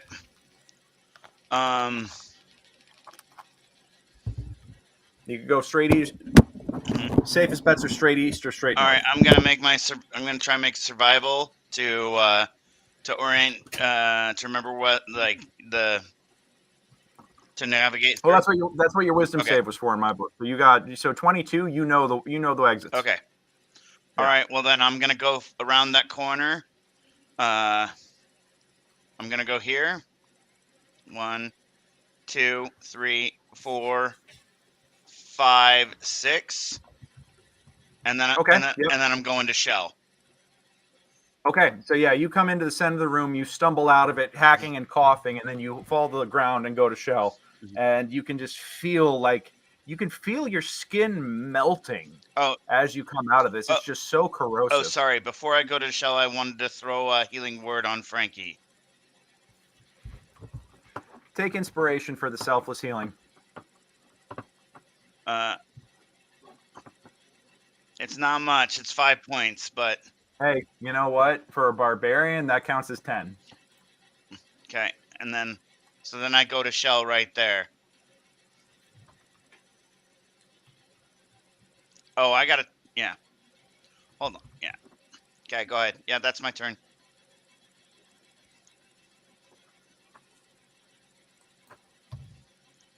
Got it. Okay, cool. All right. Cool.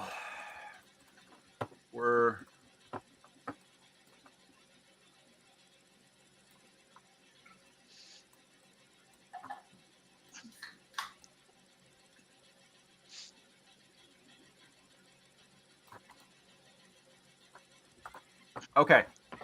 Cool. That's it for that. Tony, you're up. Okay, how much damage of all this am I taking, and what do I got to roll in terms of knowing where the heck I am? I need you to make a Constitution save, DC 11. Okay. 18. 18 makes it. You only take 14 poison. I do not like this. I do not like these eggs, Sam. I am. All right. And survival or wisdom, whichever is better for you, go on ahead and give me a check. Straight, is that straight survival or wisdom? Yep. Yeah, let's see. Yeah, it's going to be... Oh, boy. 6. Okay. How many squares do you want to move? Well, I guess here's the thing. I had a vision a moment ago, right? So, and as a caster, I basically know what happened, right? Yeah. And I could hear things. I could hear my brother charging forward. Yeah. So if I can, I want to charge after him. Okay. I'm going to say you go 5, 10. You actually thwack directly into the wall. 15, 20, 25, 30. You're going to have to make it a double move if you want to get out of the cloud. I will. Okay. Cool. And I'm assuming that you've got your mini army with you as well, right? Yeah. So I guess also, let's see, it was 14 points. Do they take 14 points of damage as well? Yes. You son of a bitch. Oh, did I get them both? You did not get Tiny Tony. But Al Capone disappears in a plume of flame. Yes. Yeah. Ha! Got the little fucker. Yeah. You dirty rat. He's gonna come back, pinstripes, chewing a cigar with a big scar on his beak, and he's gonna be holding the Tiny Tony gun in a pinstripe suit and fedora. So that takes the action, but not my bonus action, correct? To double move? Correct. Okay, do I have... So since I did double movements, so I had a total of 60, can I position myself south of Miggy where I can see Tony so that when I pop my protector, that it hits them both? Okay. So they're going to get another 11 temp. Let me roll that real quick. We'll see. That would be lovely, considering you just killed. I'll kill you guys no matter how hard I try. Well, you just got. I'm going to keep trying. That's the name of the game. Okay, that's going to be 7 temp HPs to the two of them. All right. As well as myself. All right.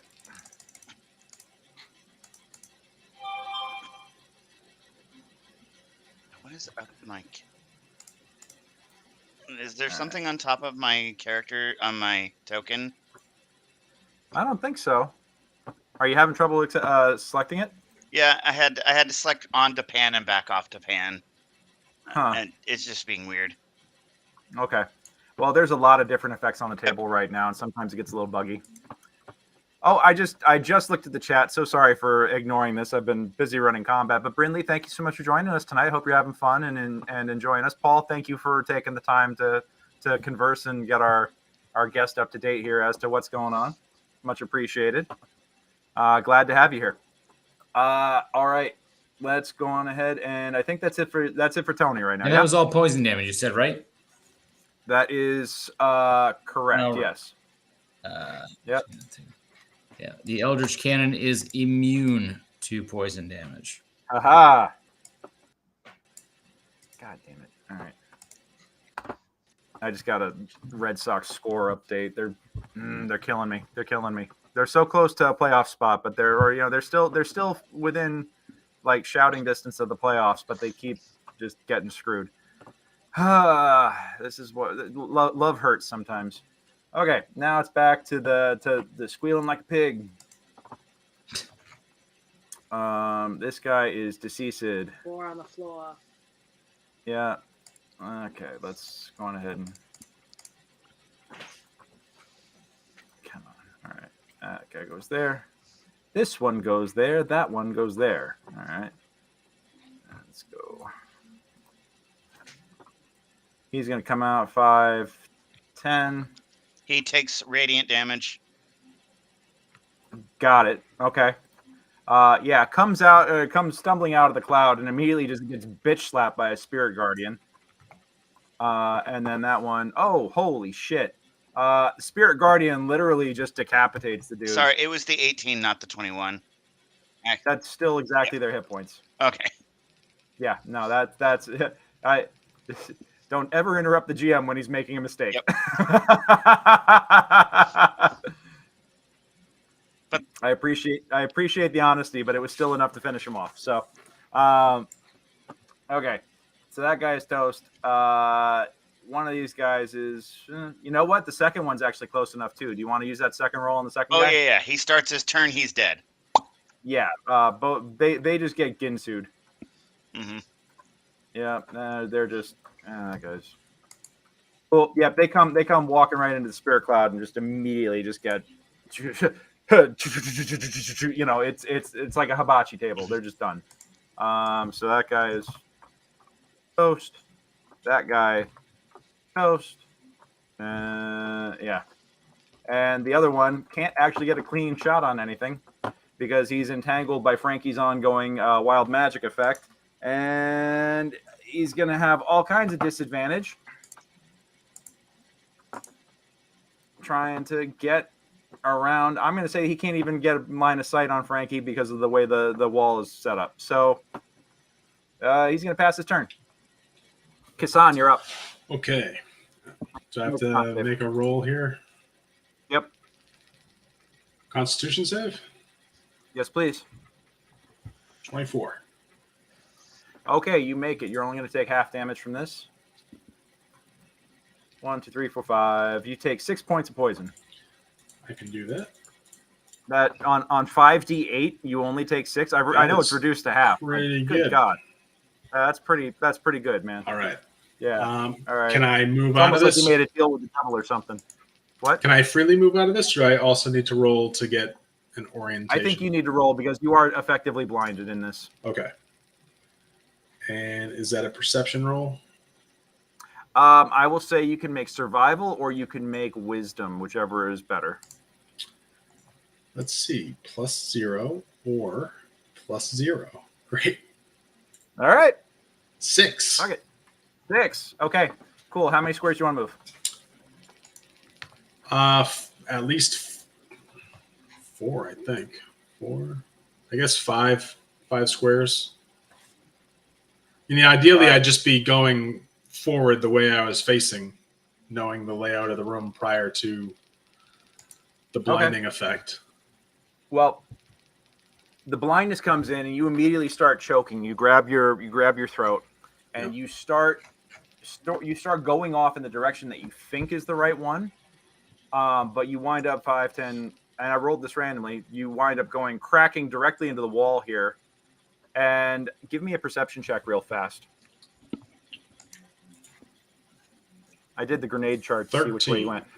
All right, with a 13, you feel the doorway directly to your right. So 15, 20, 25. You stumble outside and manage to get out of the cloud, and you bend over, and you're kind of like breathing, getting all the mustard gas out of your lungs and everything, and you're just like, ugh, and you're looking around, and you see this green cloud just like flowing in the air gently behind you as you emerge from the horizon of it, and you're just like, shit, you don't want to go back in there because that stuff is painful, but you did not wind up where you wanted to go. Yeah. So, all right. Yeah. Was I left with any movement, or am I where I'm at? That is 6 squares of movement right there. Okay. And do I see anything fun outside? Negative, Ghost Rider. Actually, you know what? Give me a perception check. 14. 14. You don't see something as much as you feel something. As you look about, you see the statues of the fallen heroes of the lauded heroes of El Terrell. And give me a religion check. I know it's your best skill. Definitely one of my best rolls. 4. Yeah, you're like, fucked if you know. Yeah, you're just like, it kind of makes like you look at them and you feel like there could be something special here, but you have no idea what it could be. I think that one's Thor. Yeah, exactly. In that case, I'll take the dodge action for my action, and that'll be my turn. Copy that. All right, Frankie's up. That's how fast, or that's how far down the ladder of death here we've gone. Because I haven't created separate encounters. I've just added in new waves of monsters to the encounter, which is why the initiative chart looks insane. Because this has just been like a rolling fight for the last session and a half. Frankie's up. Frankie is mad as shit still, and he's gonna fuck some bitches up. Let's go. Red's already dead. Oh yeah. Oh, you know what? You're right. He's not going back into that cloud. He's not. He's dumb. He's not that dumb. Yeah.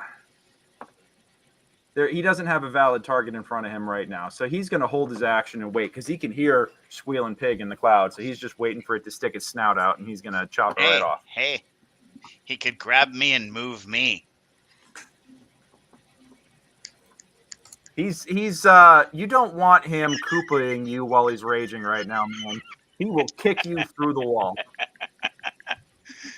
Although that would be hilarious to see him pick you up and like just punt you into the guy, you know. I mean that's like the Super Mario version of the fastball special. I kind of dig it. We can come up with stats for that. So he's going to hold his action. Vicki, it is your turn. All right. Should I make a survival or a save? Yeah, give me survival or wisdom. We'll go with survival. 13. Okay, you know what? I'm going to say that, yeah, you do know the way out of this cloud, and you think you can... You clearly kind of know the direction you want to go in. So which way do you want to go? I'm going to go west. You stumble out of it. And I do need you to make the con save because you're still going to take some damage. Con save. Copy that. 8. You're going to take 20 points of poison damage. That's a failed save. I would like to use my inspiration for that. Okay, go for it. Come on, no whammies. Con save, let's go. Big money, no whammy. Yeah. Oh, no. Are you down? No. Okay. But it definitely hurts. That definitely sucks. You get some of those. You got those temp HPs. The second bit of temp HPs, right? Is it 11? No, it was I think 7. It was another 8 or 7. Yeah. Okay. If you or no, I think it was. I'm not it was down 8. Yet. It was 8, and then it was 8, and then those got eaten up by the cloud. Those will be the first to get eaten by the cloud. Yep. So you'll be down 12 points then. Copy that. All right. Cool. You do have second wind if you need it too. Just a reminder. Yeah. Oh, that's right. You do have second wind. I do have. I'm okay though. But is that my whole action? That's your move. Did you want to do anything else? I mean, do I see any enemies, or are the enemies are my foes? You don't see any enemies at the moment. Yeah. So then, I'd like to take another move and just get away from the cloud. Okay. Cool. All right. Okay. And then, do you want to take a bonus action? Anything else? No, I'm good. Thank you. Okay. All right. I am now. It's now the Meslos' turn. They have fucked off, but their clouds still remain because this spell lasts 10 minutes or concentration. So these are going to be around for a little bit, unless you guys find a way to disperse the gas. But because they can move them 10 feet on their turns, these are going to continue to move. Since they don't have line of sight, they're just like moving them just randomly. So I'm going to roll 2d8 to determine which directions that these go in.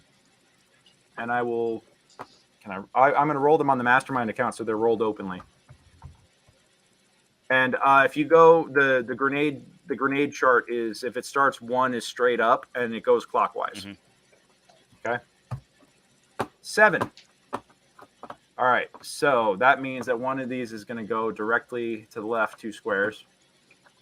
So this one is going to go 5. That's counterclockwise.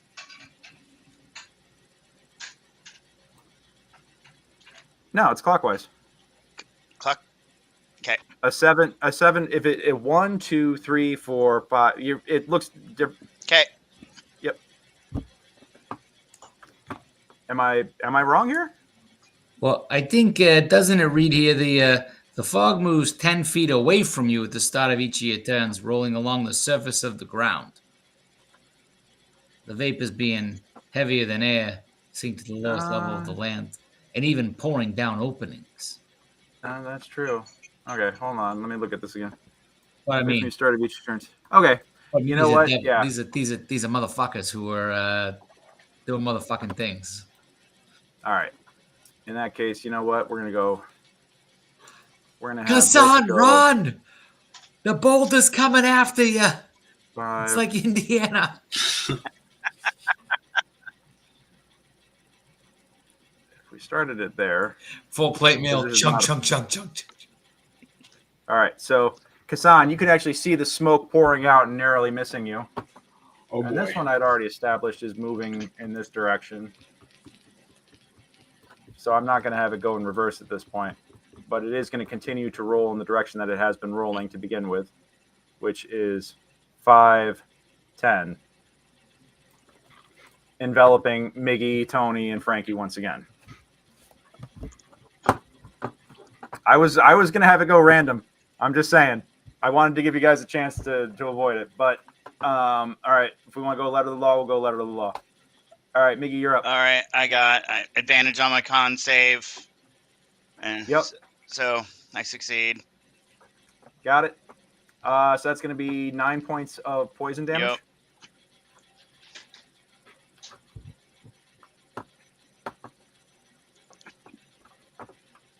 Okay. Yep. I'm going to use my bonus action to get the hell out of my shell. Okay. And head this. Oh, I got to hold on. Concentration check. Let's make that before I get out of my shell. Yep. So that'll be DC 10. Yeah. Yeah. And, I get up. And I 1, 2, 3, 4, 5. Like, what am I seeing here? What is this? Is there a curtain right here, or what's there in front of me? What's that? What's this right in front of me? That is a curtain. How's that curtain open? Okay. Cool. You draw the curtain open, and you see. Mm-hmm. What you see here is area G3. You pull the curtain back and reveal the smashed remnants of fine furniture and the remains of stained glass windows strewn across this area. Sections of one huge stained glass window remain intact, enough so that its subject can still be made out. The window once portrayed a what seems like a sun deity of some variety. Give me a religion check, because this is not your pantheon, but you are familiar enough with other religions, possibly. Maybe. You actually do recognize Lathlander, the Morning Lord. Mm-hmm. Yeah. Lathlander, the Morning Lord. And standing amid falling soldiers, holding his hands aloft as the spirits of the dead rise to stand at his side. Very much like the spiritual guardians that you have summoned. Okay. What it looks like is that this looks like this was a private chapel used for funeral services. Mm-hmm. And, you know...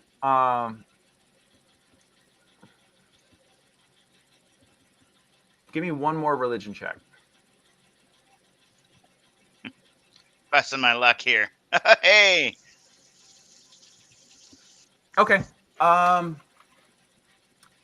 This is a... There is something about this place that still seems sacred. That's all I'm going to say. Okay. Like there's still some sort of holy righteous power retained here. Okay. Well, there's still those doubles with the casting things and being bad. So I'm going to go 1. Can I go through here, or is that a wall? Because this is like a weird... There's a weird dark spot here. Hold on. I'm actually trying to get rid of that. Okay. That's a... all that is darkness, but that's darkness that's spillover that I got to... Yep. We're going to...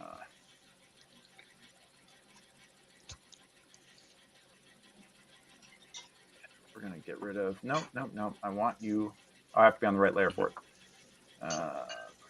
Reveal...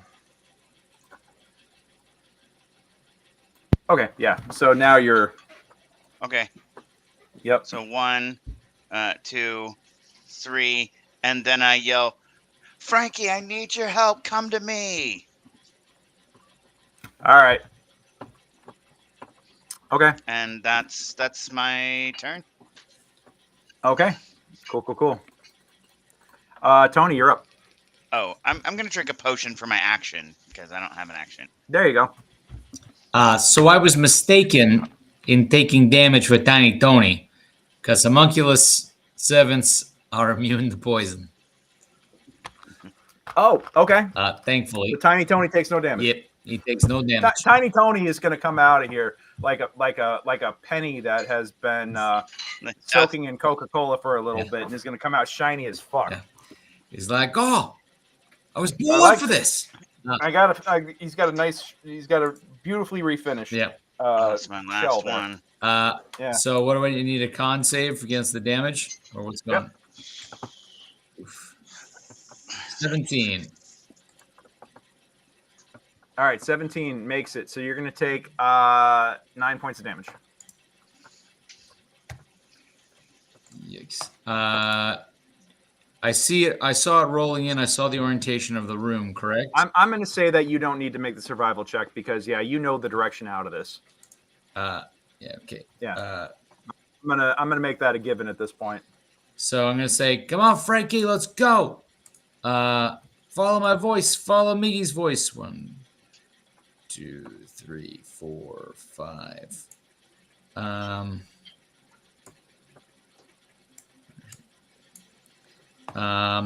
For my bonus action, I am going to pop my protector cannon, which will give temp HPs to myself, Miggy, and Vicki.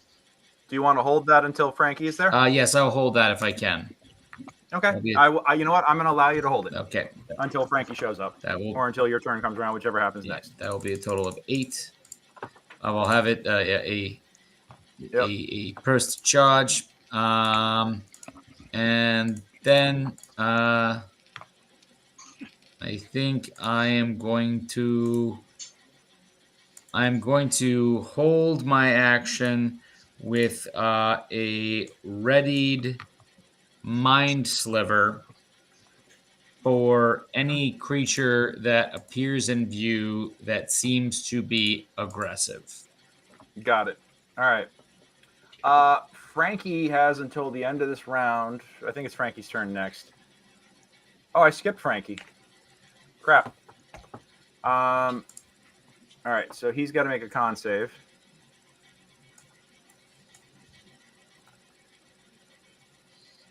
Oh, no. All right.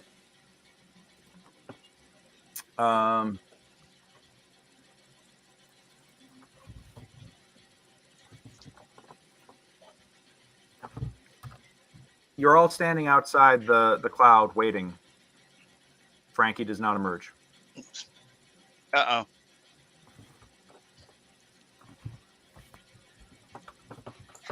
Well. Yeah, I failed my saving throw. Bad. I give him my inspiration to try again. Okay. You know what? Cool. Nat 20. Yay. And there's the dragon, animated dragon going off. Chunky dragon. Chunky dragon. I actually met the designer of the Chunky dragon at Comic-Con 2 weeks ago. He's a nice guy. I can't find my character anymore. Oh, you can't find your character? Yeah. Okay. Frankie, after what is an incredibly tense beat, Frankie emerges a bloody, bloody mess. His skin is cracked open and sore, or he's hacking up a lung. He's bleeding all over the place. He's in rough shape. 7 and yeah, that was so. If that's gonna be 11. Okay. Yeah, I'm totally black screened. I think it thinks I'm dead. Hold on a second. All right. Yeah, he comes out. He's also not pissed off. He's sucking wind and he's exhausted at this point. Yeah. And where did... Oh, shit. Did we delete your token by accident? Yeah, we deleted... Okay. Your token by accident. Hold on. There you go. Thank you. Back on the table. Where you belong, sir. Where you belong. All right. Yeah. Frankie's like... You ever get so tired of being pissed off, you just can't be pissed off anymore? Maybe. All right. Well, in that case, the last of the bad guys comes 5, 10, 15, 20, comes out, walks directly into a wall, kind of like bonks itself as it comes out of the cloud and can see again. And it looks like, I mean, honestly, you guys, I'm just going to, it's got an AC of 11 and only 18 hit points. Vicki, you just one-shot it. You just out and you're just like, blap, blap. We're going to go on ahead and call combat complete at this point. Let's go on ahead and take 10 real quick. Get a quick bio break in for anybody who needs it. Freshen up your drinks. We're going to be right back. And hopefully Boston here can pull out a win in the top of the ninth. But in the meantime, we'll be right back, folks. See ya. Thank you, Jen. Thank you.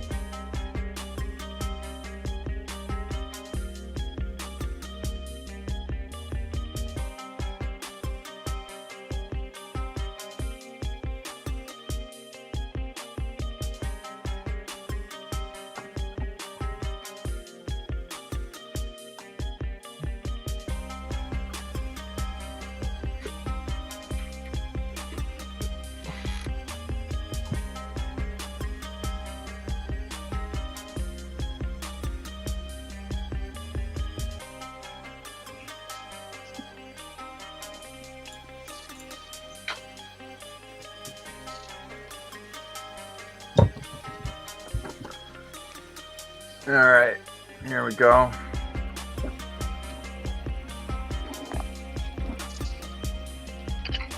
They changed where all the music controls are on the console here for me, so I'm learning where they moved everything to.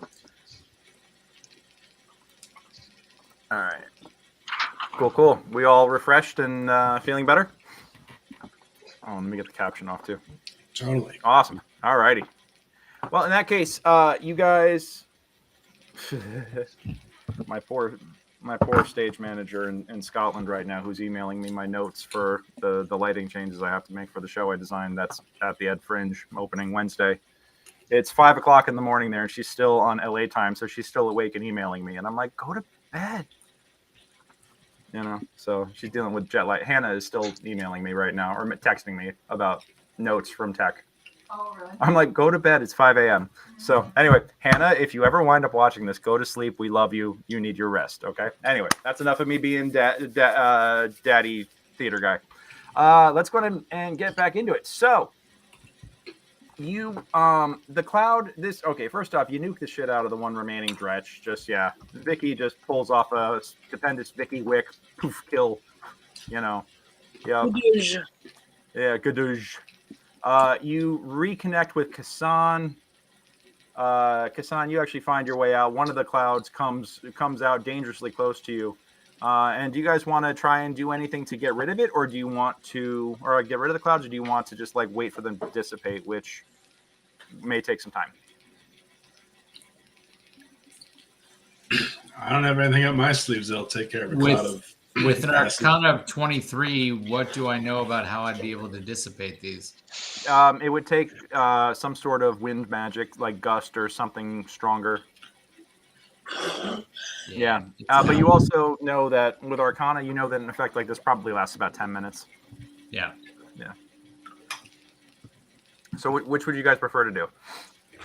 I say I can't do nothing about this. I don't know if any of us can create wind, etc. Although, you know, above a big toot at the moment. Nope. So. All right. Not on this end. So we'll say you guys waited out for the 10 minutes. Mm-hmm. All right. That's fair. Within that 10 minutes, does 11 temporary hit points occur? Within 10 minutes? Absolutely. I mean, statistically speaking, it absolutely has to. And that means the spirit guardians dissipate as well. Okay. Well, I guess here's the question: why is the areas that we were trying to wait to go into that we need to wait 10 minutes for? I guess. Well, I'm just saying if you guys wanted to get down that staircase without going through the cloud. Oh, there's a staircase there. Yeah, that's where the bad guys came out of. It's currently like covered in a pile of corpses. The entrance to it is very much a pile of corpses right now. Is that presumably the direction that devil leader type went? You guys did not see which way they exited. They stealthed off. I even had them someplace perfectly visible for you guys for a little bit. And nobody noticed. So yeah, no, I did. They were up here. Yeah, they were. Yeah, but we didn't. Yeah, but then you dropped a cloud on us, and I did lost track of where they went. I didn't know whether we weren't supposed to see them. Like you was like, oh no, that was intentional that they were up there for a little bit, and they had a ready to action that did not go off because no one decided to be aggressive towards them in that moment.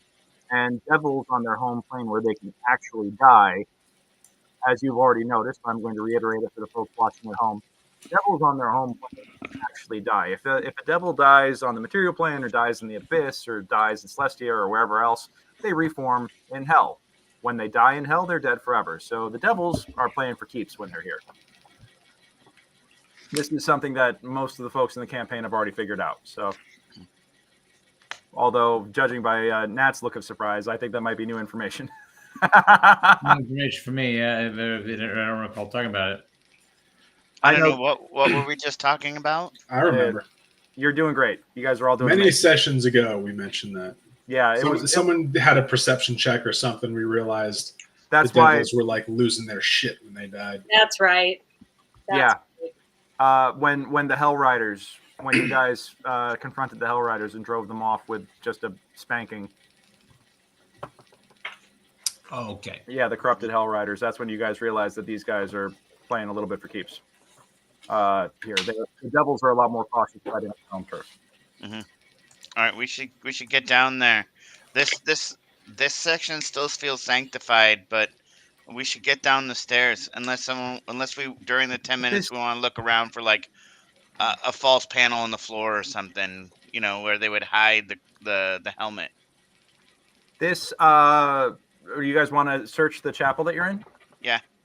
Okay. Yeah, then we take a look around while we're avoiding those clouds. Investigation or give me religion.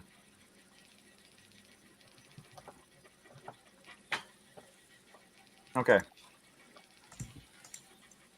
You see a bunch of shattered furniture, mostly pews and other things, but the altar to Lathander that stands in front of the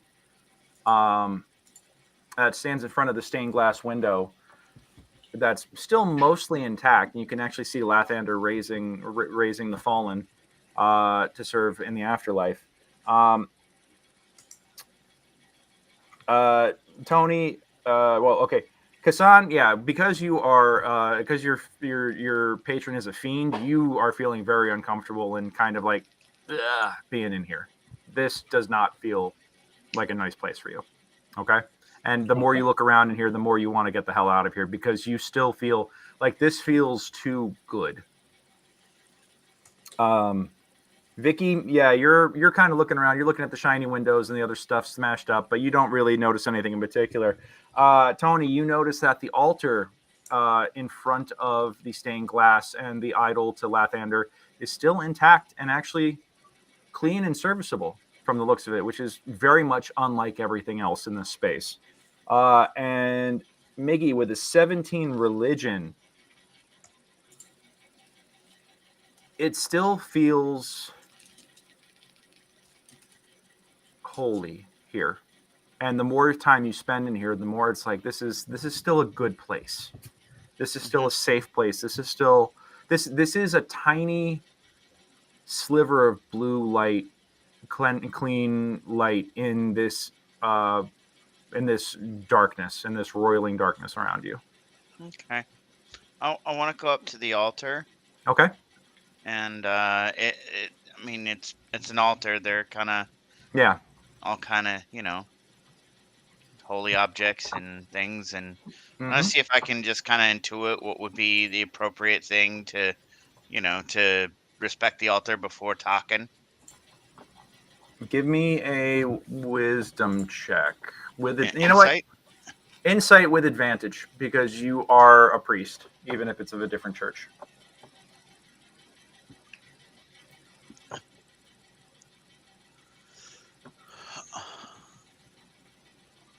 Okay, with a 19.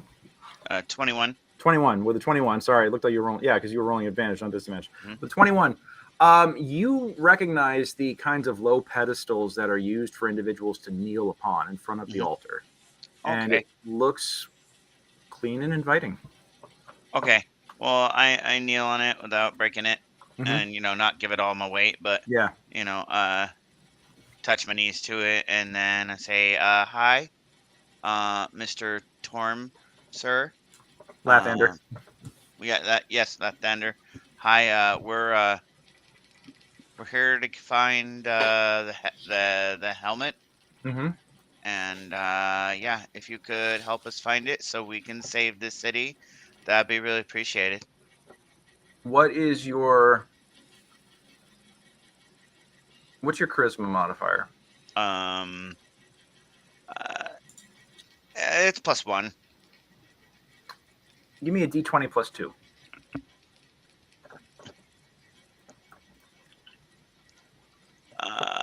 So that'd be a 10. Okay. Here's what happens. You kneel down in front of the altar. You start kind of like looking up, and you can see the, even though the sky behind this stained glass is dull, dead, red, miserable, like Los Angeles smog if a volcano was going off behind it. Oh, yeah, like Riyadh smog, yeah. Yeah, exactly. Like yeah, precisely. You are looking at all of that, but this stained glass light still shines through it, almost purified, filtered through the stained glass, and you actually feel not the alternating dry and humid, sticky heat of Avernus, but you feel kneeling on this little stool in front of this altar beneath this window. You feel warm. You feel safe. You feel content. You don't hear any voices. You don't see any movement, but you could swear that the image of Lathander in the stained glass glimmers for a moment. What is your preferred weapon? I have a flail. Okay. I mean, mostly my preferred weapon is my shield. I knock things over more. Frankie and Casan are my preferred weapons. I understand that. Yeah. But okay. Yeah, because you do use your shield offensively. Which one do you like better? Shield. Okay. That actually fits you perfectly. The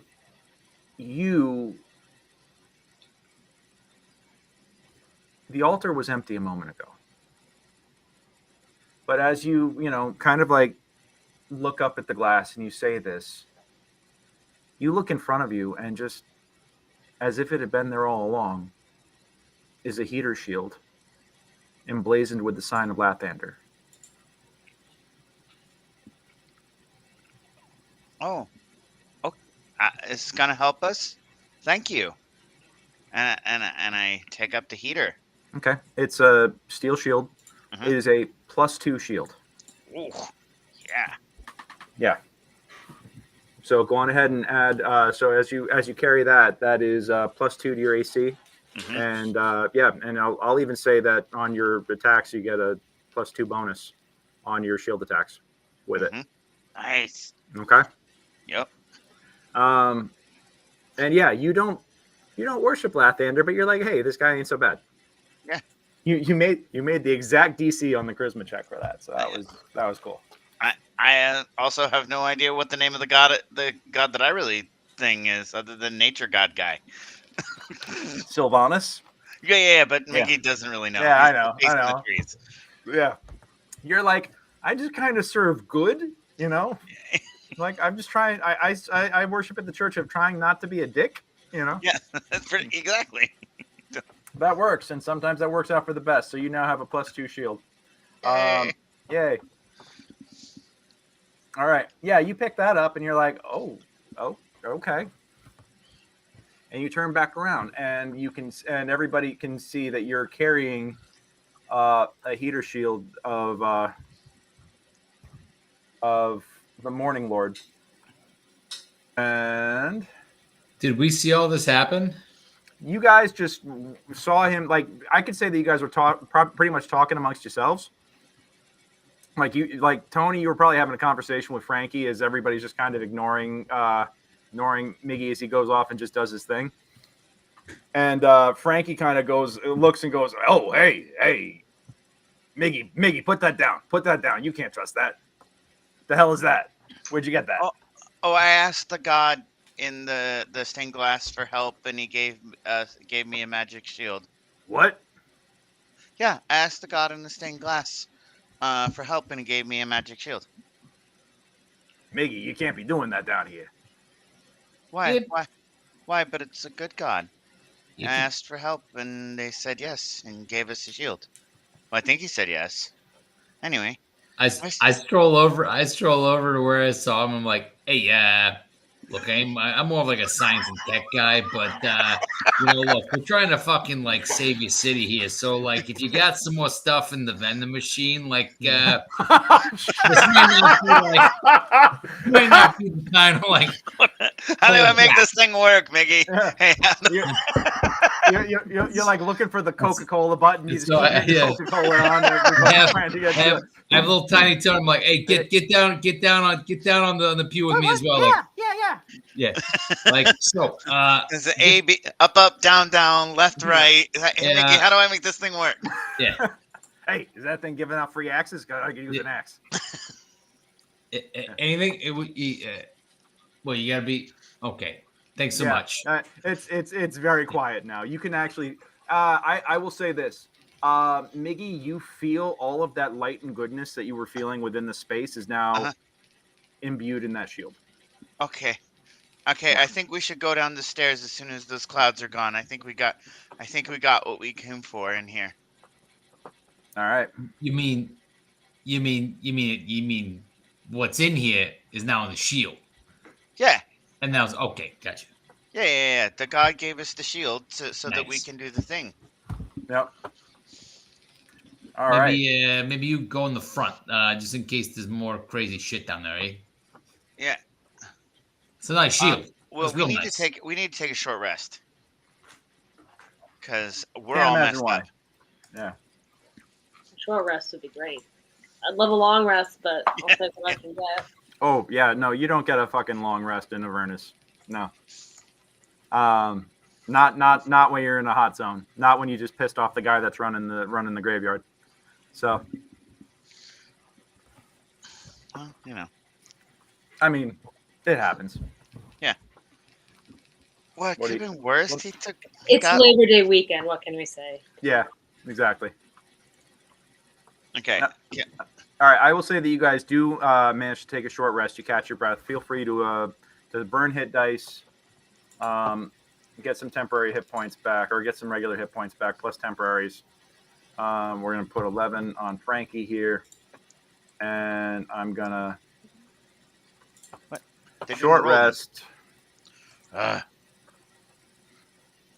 It did not roll those hit dice. No. We got 10 for that one. And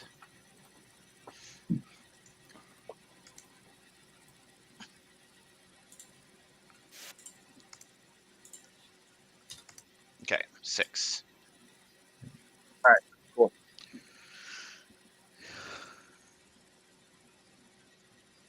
All right, so I'm going to burn one more. I'm going to burn one more. Yeah, me too.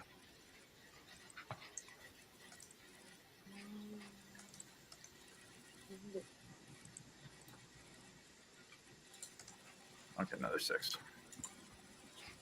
Nat, did you only have one that you can use, or did you already use your other ones? I just needed the one. I'm 1 hit point from max right now. Sorry. I was saying, sorry, I meant to say Nat. Yeah, no, that happens all the time when I'm around a map. I mean, I'm already at. I mean, I guess I could do another one. Or were you higher up? To max it out. Yeah. Oh, because you use second. Oh, anyway, are you still jacked up with the? No, I healed her up pretty good. Oh. Yeah. So then we weren't in that bad a shape. I'm at 31 out of 35. Yeah, it's just a matter of Frankie doesn't have any rage left. So there is that. Oh no, wait. You know what? I actually do have 1 rage left. Mm-hmm. I have 1 more giant smite until I need to take a long rest. Yeah.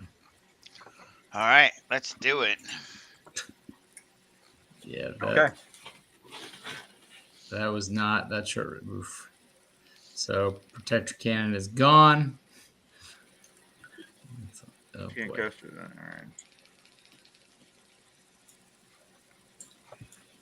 All right. All right.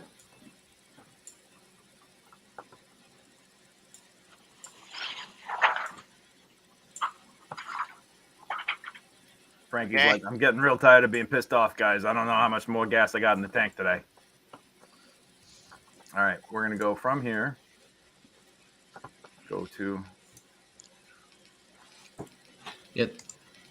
I'd like to say if I could, while there, because I wasn't that hurt, while I was doing that, can I instead ritual to get Owly back. Yeah, just do the 1 hour ritual while they're taking a short rest. Isn't that 10-minute ritual?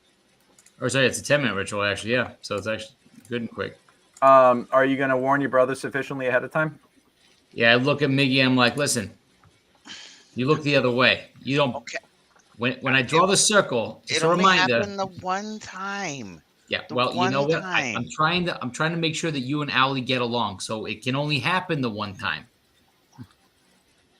He's an owl. He holds grudges. He's very owly in that way.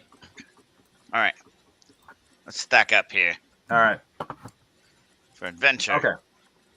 So, in that case, don't need that anymore. Don't need that anymore. I'll calculate the XP on that later.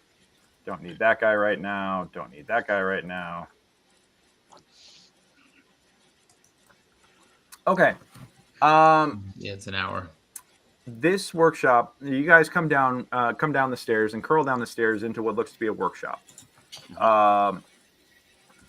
This workshop appears to be where priests and acolytes prepare dead bodies for final interment. The place has been ransacked with knives, saws, piping, and tubes littering the floor. Acid and embalming fluid pool everywhere amid a field of shattered flasks and jars. There's a set of double doors. The stairs that you guys came down are... Hold on, let me get my DM view. Here we go, dynamic lighting. That's the stairs that you guys just came down. There's a set of double doors to the north. What do you guys want to do? I mean, I think we go in here, right? Yeah. All right. You're gonna open up the door. What are you gonna do with the doors? I mean, we check and see if they're unlocked. They are unlocked. I think Casan and I push them open, right? Yeah. All I'll do right. a quick check for traps. Okay. Yeah.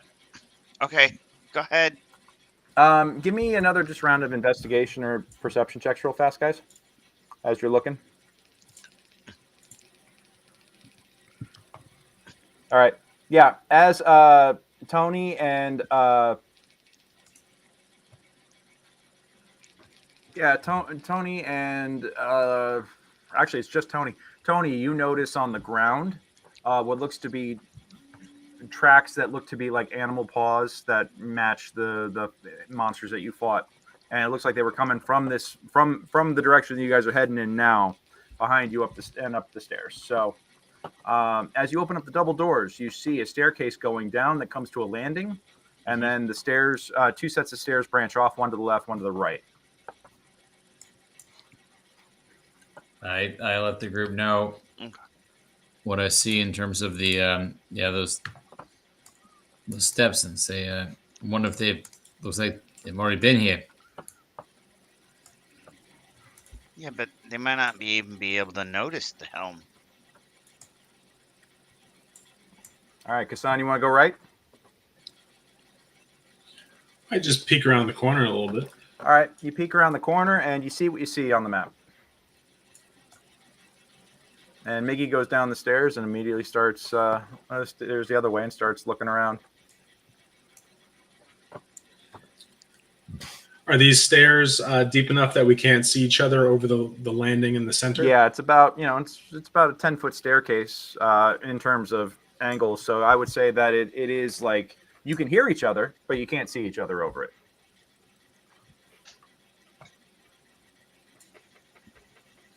All right. Well, I'll stick with the group. I'll come back up.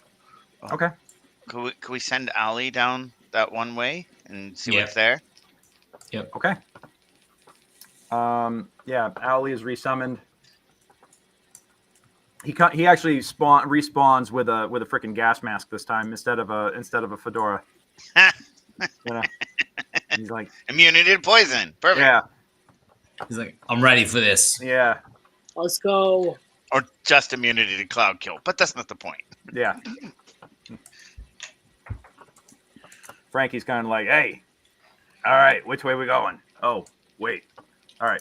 Wait, your bird's going off the other way. What the hell's going on? This way. This way. Shh. What? Oh. This way. All right. Paul, if you want to navigate Owly, let's resolve that first real quick. Okay. Cool. Do you guys want to go north or south at this juncture? Oh, you didn't. Okay, you. I guess we'll go north. As you guys come down these stairs, you notice that the walls of this chamber that you're coming into, the walls of this hallway are lined with funerary shelves. It's like being back in the Barrows, honestly. Funerary shelves, each with a set of dusty humanoid bones. Relics and holy symbols of Lathander, Torm, Helm, Tyr, and other good-aligned deities are set prominently on a number of shelves. I would also say that... let me see here.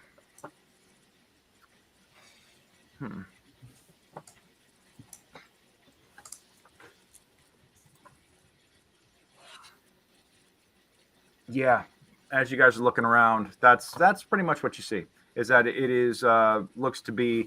Actually, give me a knowledge, religion, or a knowledge religion or history check. Intelligence, history, or intelligence, religion. All right, Tony and Anton, or Tony and Miggy, you guys both know that folks who were buried in crypts like this is usually where those who couldn't afford their own burial plots were respectfully laid to rest. So this is pretty much where the poor of El Terrell were granted their final repose.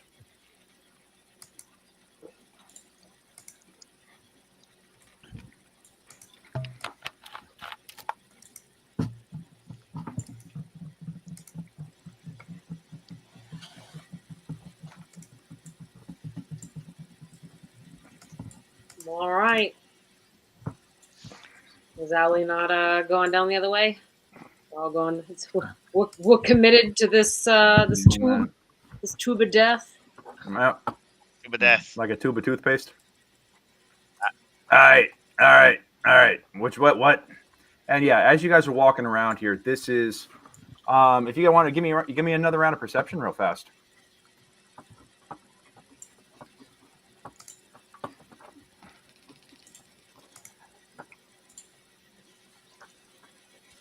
It is just a tube of death, and we're entering a maze. Yeah, Miggy, you notice that this is literally the definition of quiet is the tomb. But for some reason, this still feels like hallowed ground. Yeah. It doesn't feel like it's been desecrated. Okay. Vicki, Tony, y'all have seen enough undead rise that you're feeling a little paranoid right now. But it's like that being underground almost, like this being down here, it's almost kind of kept everything safe. Even from the and away from the corruption. Yeah, I cast light.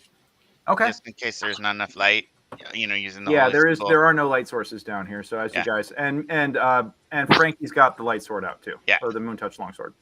Yeah, I just light up the shield and then start heading this way. I think. Oh wow, that thing glows, huh?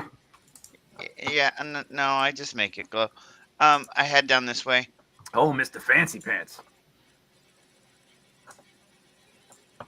Okay. Yeah, Miggy, as you go south, you do see more crypts, like more public crypts as you go around the middle here. Everything seems to be at rest. Nothing seems to be disturbed. I will also say that with your 25, I forgot to mention this. The tracks that you saw that Paul noticed above or in the previous room, you noticed that the tracks of the creatures that you fought that came up the stairs seem to be heading from this direction up here. Okay. Yeah. Up there? Okay. Yeah. Okay. I think, this is probably all connected, so yeah. I'm just sweeping around here. Yep. And then Frankie's like, oh, it's like a maze. Yeah. I don't know what I'm doing here. Hey, Casan, you gotta wait up. Hey, yeah, it's just a big loop. It's like a hyper. Keep moving, Frankie. It's like a hyperloop. What the fuck is a hyperloop? I don't even think the guy who thought he was coming up with it knows what it is. All right. Miggy, as you go north, you see that there's an opening with another set of stairs going down into another chamber. Hold on 1 second. I want to look at something real quick. Where?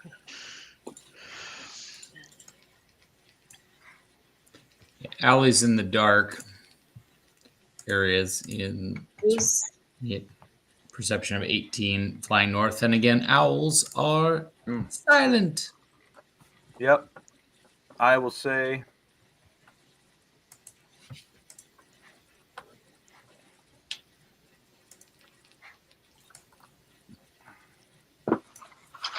Don't worry. We still have Frankie to blow up any chance at stealth.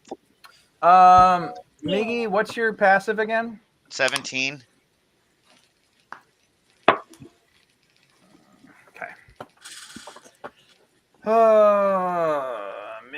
Miggy, what am I gonna do with you? I'm gonna message you right now.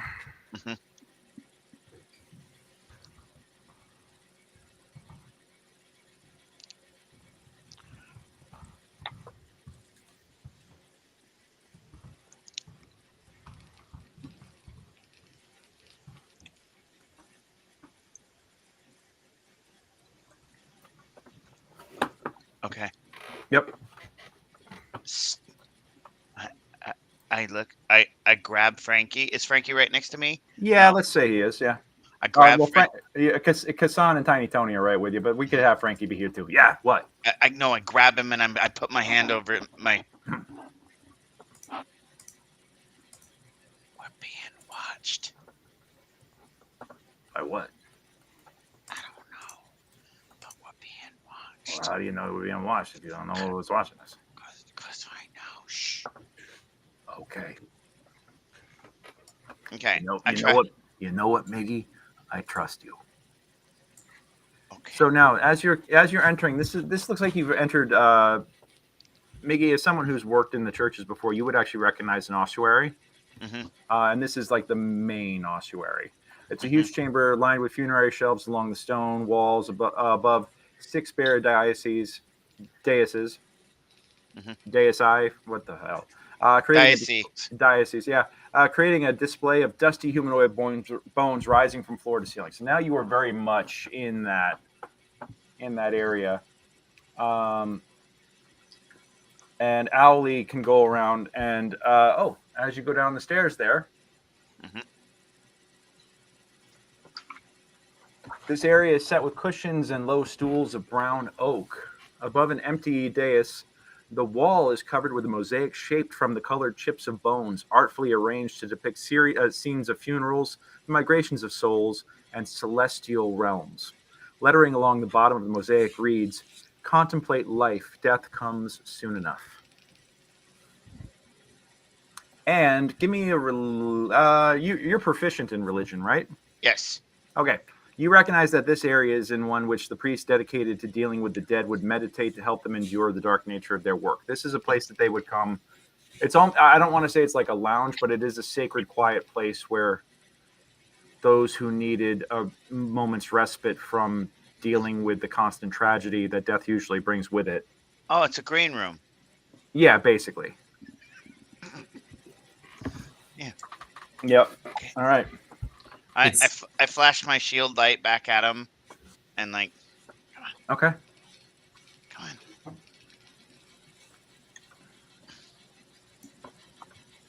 All right. Okay, everybody go real quiet, like.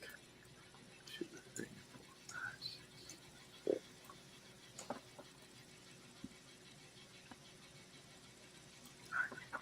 All right, Miggy, which way do we go? You see another set of stairs going down the northeast corner. Okay, we should look for.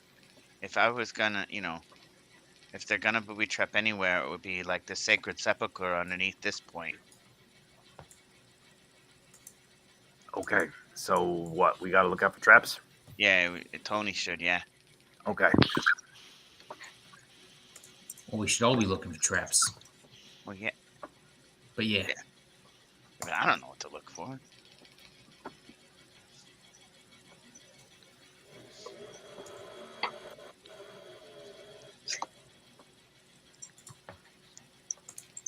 I just think it's a tube of death. That is my perception. It's the lounge of holy people of death. Yeah. Hey, that sofa looks nice. We should have taken a short rest here. Or a sofa. What if it's a mimic? Nah. Well, a really big, really old mimic. Okay. Roll initiative. Shit. Damn it. I mean, if you guys wanted me to throw mimics at you, I could do that. No, we're good. We're good. All right. Cool. All right. So you guys are now just looking around this place. You're investigating, perceiving. Yeah.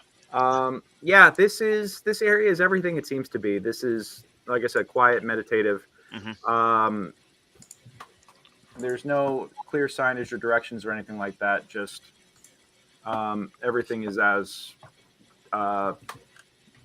described. Nothing really kind of stands out here. This is just a quiet place that was clearly used for privacy and meditation. Right.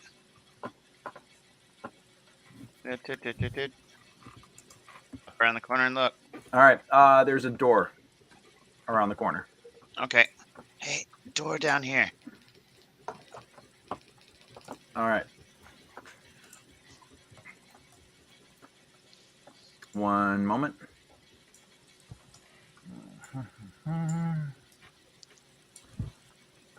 So if this temple makes any sense, past here is like a sacred sepulcher, and that's probably where priest people would hide the helmet. Maybe. Oh, we're lost. I'm with you, Miggy. We got this.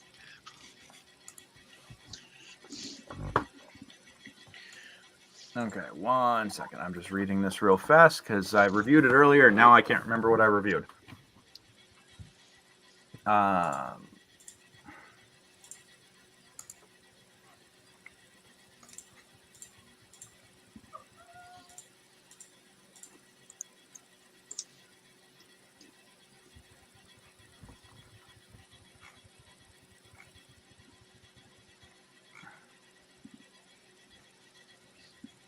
Okay, cool. Awesome. So you guys want to go through the door? Yeah. All right. You open up the door to this chamber. This chamber is the door is rather unremarkable. But as you open the door, let me read to you and describe what it is that you see. A shallow meditation pool fills this room, set off from a broad landing edged by a low-wrought iron railing. Wondrous frescoes along the walls depict souls gaining the blessings of Lathander, Torm, Helm, and Tyr. The frescoes on one wall have been twisted into abyssal forms surrounding a shimmering pool, bodies being consumed by demons and torn apart. The pool is littered with mutilated bodies of humans wearing... no, pardon me, that actually does not exist in this version of the campaign.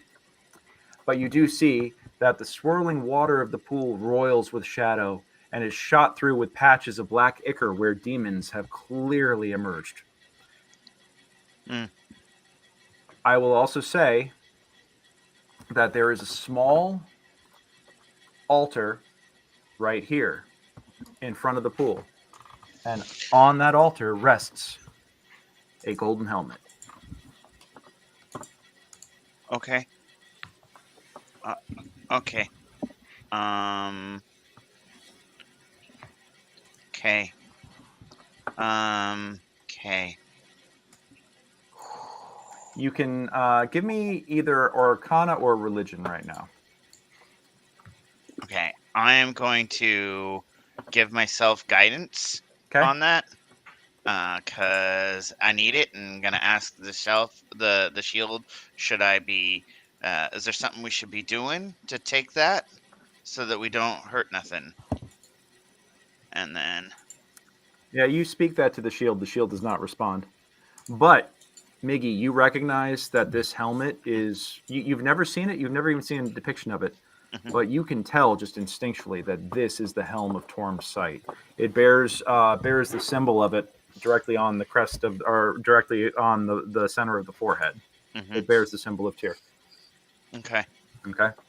And this is the item that you know that if someone wears it, they will be granted a direct, in theory, according to what you've been told, this helmet allows for direct communication with Torm. Okay.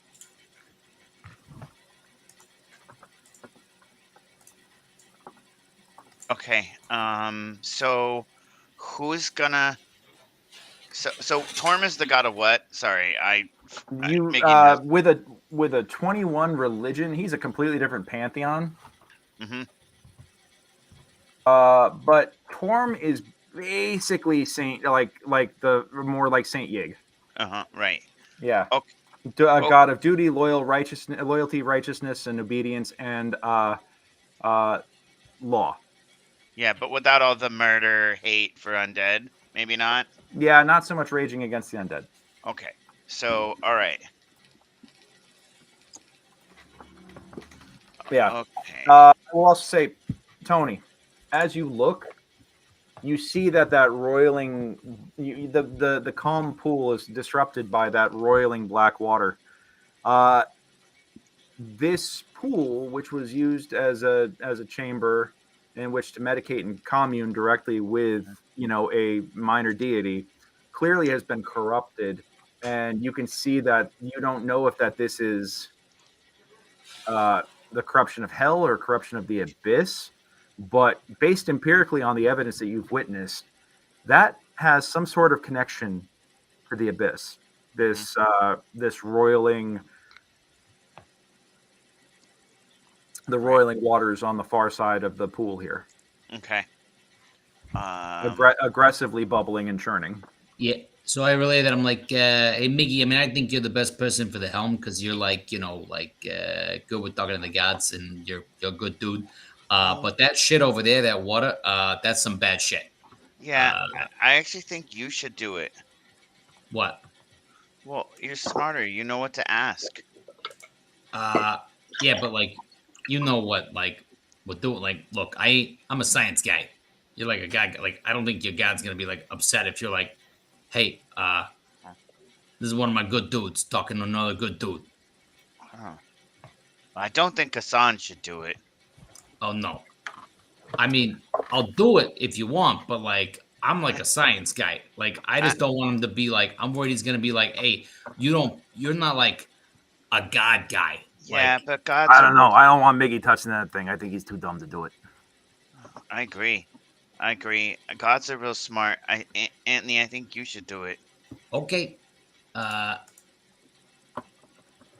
Okay. I don't have. How come I don't have Mage Hand ready? That's kind of strange. How heavy is that? Does that helmet look like something that Tiny Tony can lift? Oh, I just take the helmet off the thing. Yeah, and you hand grab it. Hand it to Andy. Oh, it's not in. Oh, it's not in the water or anything. No, it's not in the water. It's sitting in front of the pool on what looks to be a small. I don't want to call it an altar, but just like a small, like, stand. That's much more simple. Okay. Yeah. Okay. Yeah, I grab it. I put it on. Mm-hmm. And I give you guidance. Okay. Oh, wait, before I put it on, I'm like, hey, you got any holy water to solve just to kind of like be like respectful? Don't worry about that. Just be respectful. Okay. I need you to make I need you to make a religion check for me, Tony.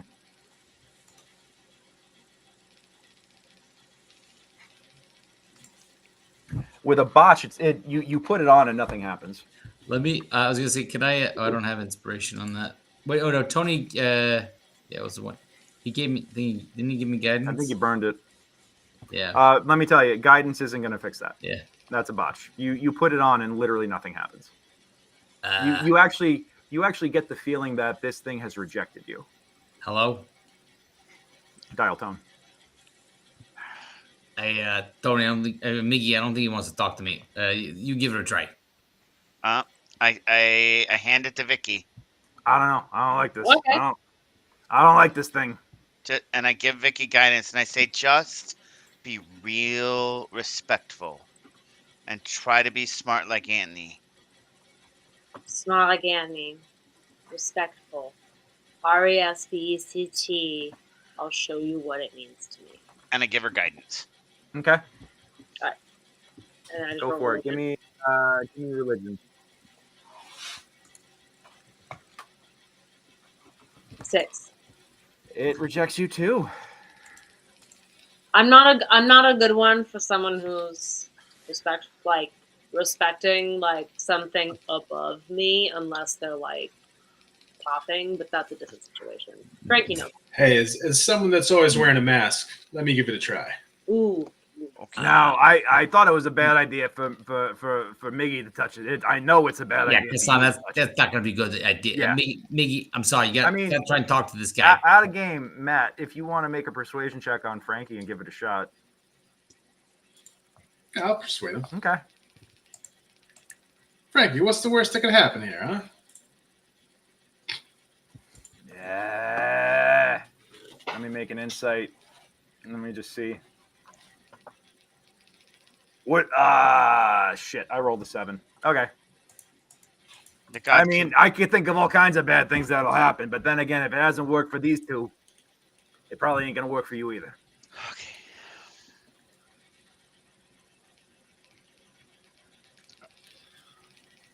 All right. All right. Am I trying it on? You're gonna try it on? Religion check. With guidance. Oh. What happened? Natural 20. All right, roll for a total of 19. Roll the guidance. Okay, 20. Dirty 20. Okay, Matt, you take your existing helmet and faceplate off. It's actually kind of unsettling to see Casan's real face. Do you actually reveal your face to them? Yeah, I'm not hiding it from them. Okay, you're not Mando. You know, you're not Supermando about face. Got it. Cool. No. Okay, so yeah, you take your helmet off. You take your mask off. You pick this helmet up by the horns on the sides. You lift it up over your head. You feel a barely perceptible burning sensation in your hands through your gloves as you go to put this on.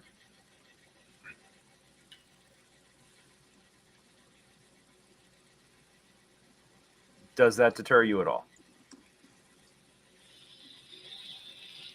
No. Okay. We need to do this to help people, so all right. What is your alignment? Chance. My alignment, I'm pretty sure I'm neutral good. No, the fuck actually. You are not.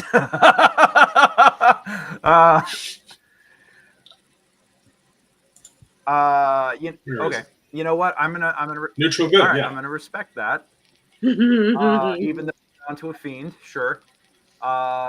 You take not by my choice though. Remember, I was born into that. Yeah, but you've been his willing hitman for how long? Against bad people. Subjective. I only kill bad people. Yeah, that's some neutral good logic right there. Yeah. All right. You take it. You put it on. I need you to first make a.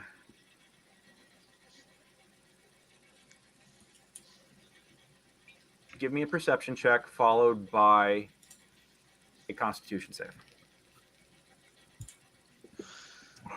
All right. This is going to be fun. Okay. Good to know. You put the helmet on.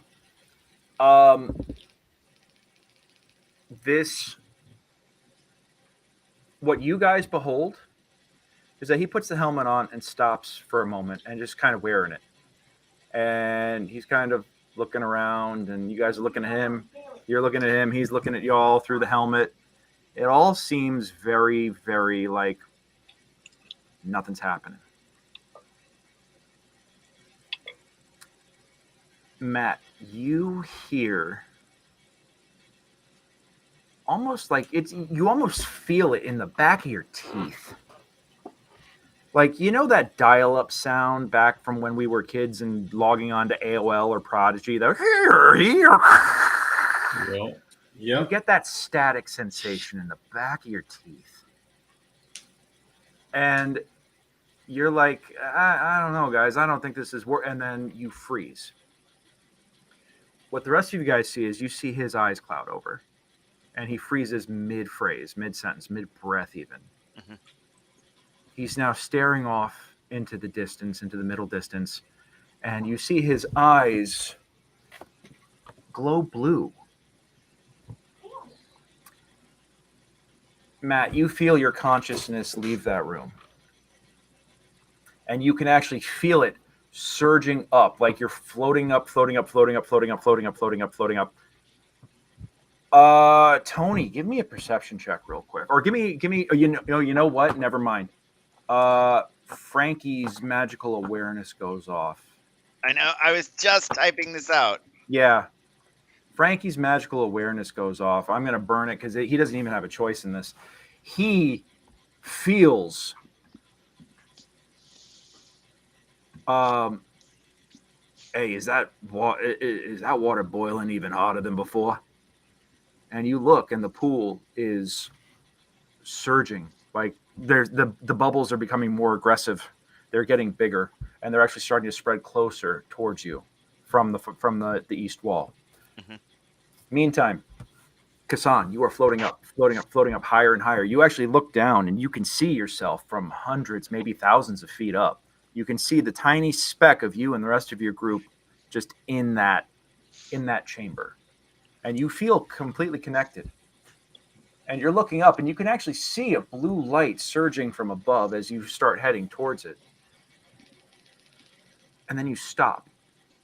And you don't just stop, it's a stop with a jerk. Like you've suddenly like hit the end of a chain, and you kind of you stop, and you want to keep going up. You want to keep going up. You can actually feel your consciousness wanting to continue going, to commune, to connect with this great light above you, and you feel that you can't.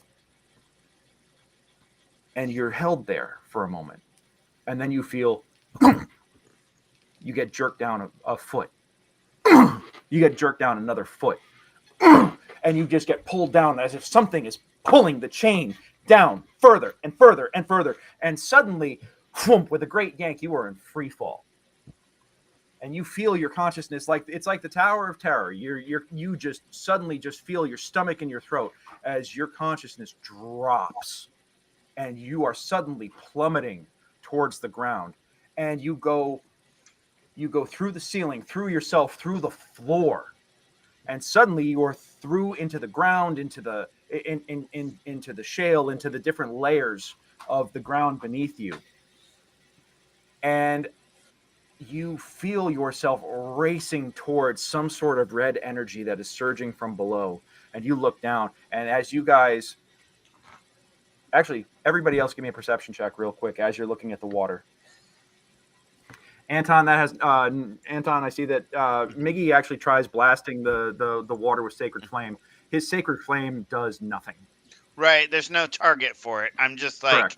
Yeah, I think something's going to pop out, so I'm just like... Oh, you're readying it? Yeah, I'm readying it. Okay. Tony, it's good enough for you to see that Casan's head kind of cracks to the left, almost at an unnatural angle, and his eyes have gone from blue to red. And Casan, you are plummet, and you feel that falling sensation, and suddenly, with a sudden yank, you stop, and you can actually feel your neck snap with the violence of falling. If you just took 100-foot hangman's plummet and stopped at your neck, you can feel it. And because of your Constitution save, you do not take any sort of damage from that. But suddenly, you are getting yanked up again by your neck, and you can feel that there's a force pulling you up, and there's a force pulling you down. And as you are going up, you can start hearing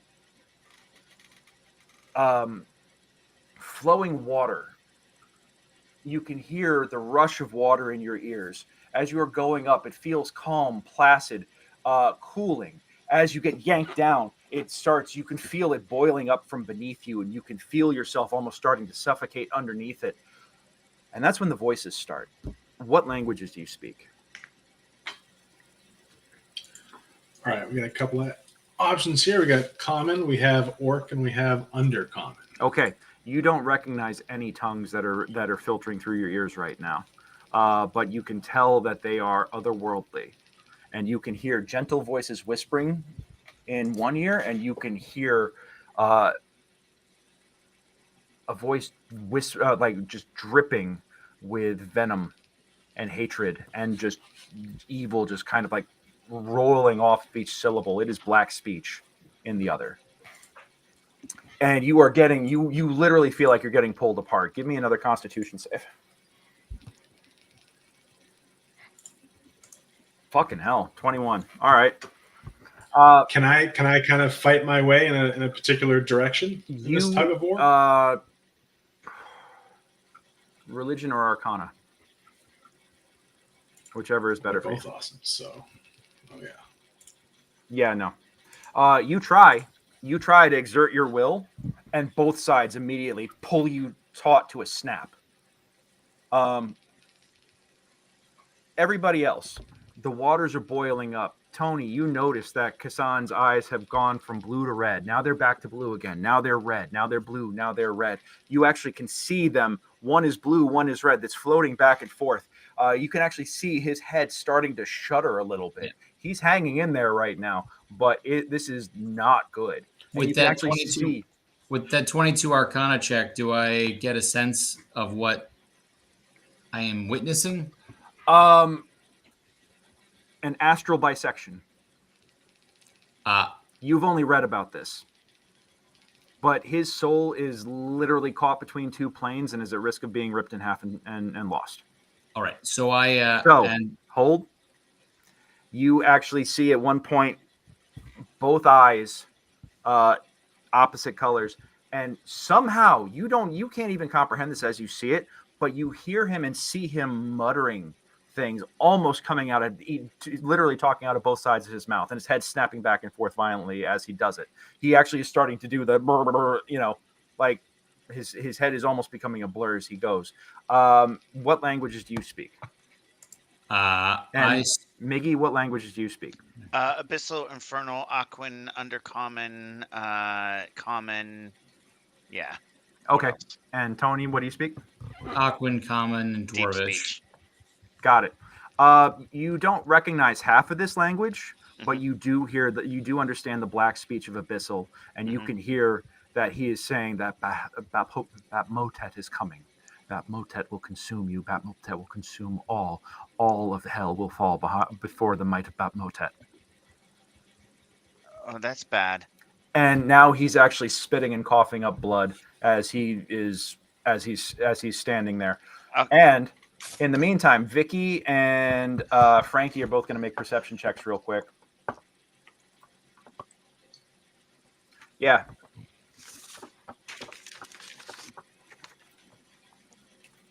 Is that a crazy hot tub? Yeah, it looks like a crazy hot tub. You're kind of like, oh yeah, it looks like a crazy hot tub. And Frankie goes, uh-oh. As three axe-wielding minotaurs emerge from underneath the waters, clearly from whatever portal lies beneath there. And that is where we're going to leave it for next week. Sounds good. Awesome, guys. My God. Good times. Good times. All righty. Well, hey, for everybody who's watching tonight, thank you so much for coming in and hanging out. Brindley, thank you so much for joining us in the chat. Lauren, always wonderful to see you. We're looking forward to having you back. I think we can have some fun with you returning. I'll message you this week. We'll get that set up. Everybody else who came and watched us tonight, thank you so much for joining us. I hope you have a great week.